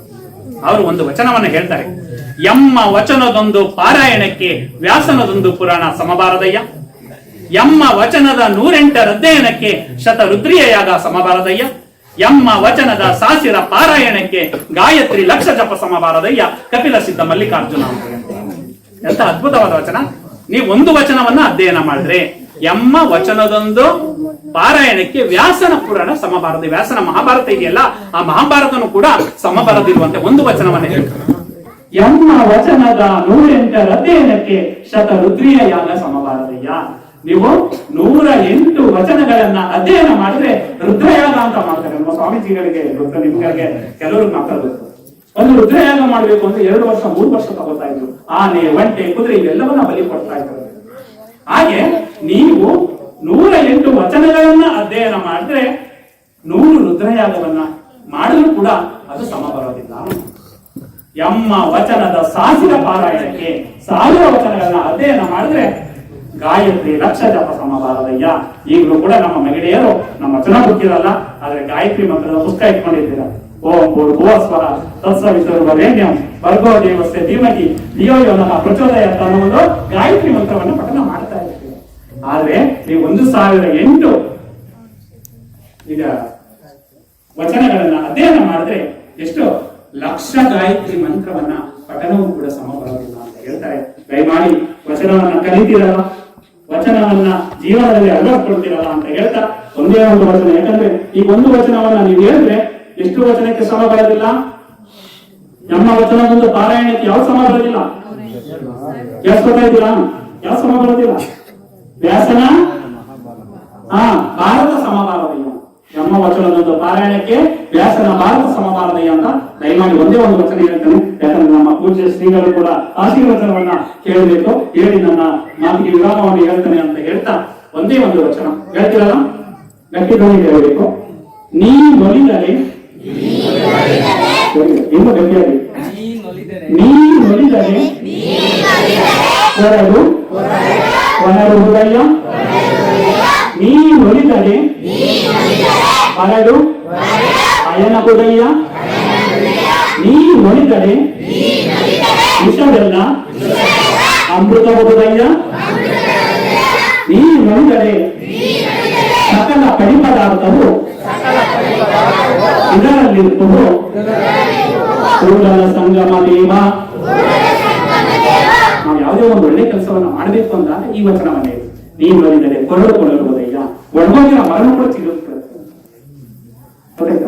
ನೀನು ನೋಡಿದರೆ ಬರಡು ಆಯನ ಹೋದಯ್ಯ, ಬರಡಾಗಿರುವಂತ ಭೂಮಿ ಕೂಡ ಹಸರಾಗ್ಬಿಡುತ್ತೆ ಅವನು ನೋಡಿದರೆ. ನೀನು ನೋಡಿದರೆ ವಿಷವೆಲ್ಲ ಅಮೃತ ಹೋದೆ, ವಿಷ ಕೊಟ್ಟರು ಕೂಡ ಬದುಕಿ ನಾವು ನೋಡಿದ್ದೇವೆ. ಯಾಕಂದ್ರೆ ನಾವು ಒಲಿಮೆ. ಯಾಕಂದ್ರೆ ಇವತ್ತು ನಾನಿಲ್ಲಿ ಬದುಕಿ ನಿಮ್ಮ ಜೊತೆ ಮಾತಾಡ್ತಿದ್ದೀವಿ ಅಂದ್ರೆ ಅವನು ಒಲಿಮೆ. 2016ರಲ್ಲಿ ಊಟಿಗೆ ಹೋಗ್ತೀವಿ, ಅಲ್ಲಿ ಕೇತಿ ಪಾಲಾಡ್ ಅಂತ ಇದೆ. ಟಿಪ್ಪು ಸುಲ್ತಾನ್ ಕಾಲದಲ್ಲಿ ಅಲ್ಲಿ ಒಂದು ಸ್ವಲ್ಪ ಏನೋ ಕಾಡು ಕಳೆಯಕ್ಕಾಗತ್ತೆ, ಅಲ್ಲಿ ಹೋಗಿ 40 ಗ್ರಾಮಗಳು ಅಲ್ಲಿ ಹೋಗಿದ್ದಾರೆ. ಕೇತಿ ಪಾಲಾಡ್ ಅಂತ ಅಲ್ಲಿ 40 ಗ್ರಾಮಗಳು ಈಗ ಮೊನ್ನೆ ತಾನೇ ಬಸವಣ್ಣವರ ವಿಗ್ರಹವನ್ನು ಕೂಡ ಪ್ರತಿಷ್ಠಾಪನೆಯನ್ನ ಮಾಡಿದರೆ ಎಷ್ಟು ಚೆನ್ನಾಗಿ ಕಾಣ್ತಾ ಇದೆ ಅಂದ್ರೆ. ಆ ಕೇತಿ ಪಾಲಾಡ್ ಅಂತ ಒಂದು ಬಸವೇಶ್ವರ ಮಠ ಇದೆ, ಅಲ್ಲಿ ಪ್ರವಚನಕ್ಕೆ ಹೋಗಿ ಬರ್ತಾ ಇದ್ದೀವಿ 2016 ಬರ್ತಾ ಇರಬೇಕಾದ್ರೆ ಇನ್ನೇನು ನಮ್ಮ ಗುಂಡುಪೇಟೆಯನ್ನ ಬಿಟ್ಟು ಇನ್ನು ಬೇಗೂರು, ಆ ಬೇಗೂರ ಹತ್ರ ಬರ್ತಾ ಇದೀವಿ. ನಮ್ಮ ಕಾರ್ ಪಲ್ಟಿ ಆಗ್ಬಿಡುತ್ತೆ. 1 ಪಲ್ಟಿ ಅಲ್ಲ, 2 ಪಲ್ಟಿ, 4 ಪಲ್ಟಿ ಹೊಡಿತು. ನಾನು, ನಮ್ಮ ಶ್ರೀಮತಿ, ನನ್ನ ಮಗಳು ಮತ್ತೆ ನನ್ನ ತಂಗಿ ಮಗ 4 ಜನ ಇತ್ತು. ಏನು ಕಾರ್ ಡ್ಯಾಮೇಜ್ ಆಯ್ತು ಅಂದ್ರೆ ಕಾರನ್ನ ರಿಪೇರಿ ಮಾಡಕ್ ಆಗ್ಲಿಲ್ಲ, ಆದ್ರೆ ನಮ್ಮ ಬಾಡಿಗೆ ಏನು ಆಗ್ಲಿಲ್ಲ. ಅಂದ್ರೆ ಅವನು ಒಳ್ಳೆ ಇರೋದ್ರಿಂದ ನೀನು ನೋಡಿದರೆ ವಿಷವೆಲ್ಲ ಅಮೃತ ಹೋದಯ್ಯ ಅಂದ್ರೆ ಏನೇ ತೊಂದರೆಗಳು ಬಂದ್ರು ಕೂಡ ಅವನು ಒಲುಮೆ ಇದ್ರೆ ನಾವು ಬದುಕ್ತೀವಿ ಅನ್ನೋದಕ್ಕೆ ಆ ಒಂದು ವಚನವೇ ಸಾಕ್ಷಿ. ನೀವು ಯಾವುದೇ ಕೆಲಸವನ್ನ ಮಾಡಿ ಅದು ಜೊತೆಗೆ ಮತ್ತೊಂದು ವಚನ ಹಾಸಿಗೆಯಿಂದ ಹೇಳ್ತೀರಲ್ಲ, ಹೇಳ್ತೀರಾ? ಅಲ್ಲೇ ಮತ್ತೀರಾ? ಹಾಸಿಗೆಯಿಂದ ಎದ್ದ ತಕ್ಷಣ ಒಂದು ವಚನವನ್ನೇ ಹೇಳಬೇಕು. ನಮ್ಮ ಜೀವನ ಹಾಸಿಗೆಯಲ್ಲಿ ವಚನದೊಂದಿಗೆ ಪ್ರಾರಂಭ ಆಗಬೇಕು. ಹೇಳ್ತೀರಲ್ಲ, ಎನ್ನ ವಾಮಕ್ಷೇಮ ನಿಮ್ಮದಯ್ಯ ಎನ್ನ ಹಾನಿ ವೃದ್ಧಿ ನಿಮ್ಮದಯ್ಯ, ಎನ್ನ ಮಾನಾಪಮಾನವು ನಿಮ್ಮದಯ್ಯ, ಕಣ್ಣಿಗೆ ಕಾಯಿ ತಿನ್ನಿತ್ತೆ ಕೂಡಲ ಸಂಗಮ ದೇವ. ಎನ್ನ ವಾಮಕ್ಷೇಮ ಯಾರು? ಪರಶಿವ. ನಿಮ್ಮದಲ್ಲೇ ಯಾರು? ಪರಶಿವ. ಎಲ್ಲ ಹಾನಿ ಬುದ್ಧಿ ಯಾರು? ಪರಶಿವ ಅಲ್ವಾ? ಬಳ್ಳಿಗೆ ಕಾಯಿ ತಿನ್ನುತ್ತೆ ಅಂದ್ರೆ ಕುಂಬಳಕಾಯಿ ಬಳ್ಳಿಯಲ್ಲಿ ಬಿಟ್ಟಿರುತ್ತೆ. ಆ ಕುಂಬಳಕಾಯಿ ಬಳ್ಳಿಗೆ ಭಾರ ಆಗುತ್ತಾ? ಆಗೋದಿಲ್ಲ. ಹಂಗೆ ನಾನು ಕೂಡ ನಿಮ್ಗೆ ಭಾರ ಇಲ್ಲ, ದಯಮಾಡಿ ಕಾಪಾಡಪ್ಪ ಅಂತ ಬಸವಣ್ಣ ನಿಮ್ಮ ವಚನ ಮುಖಾಂತರ ಹೇಳ್ತಾ ಇದ್ದಾರೆ ಅಲ್ವಾ?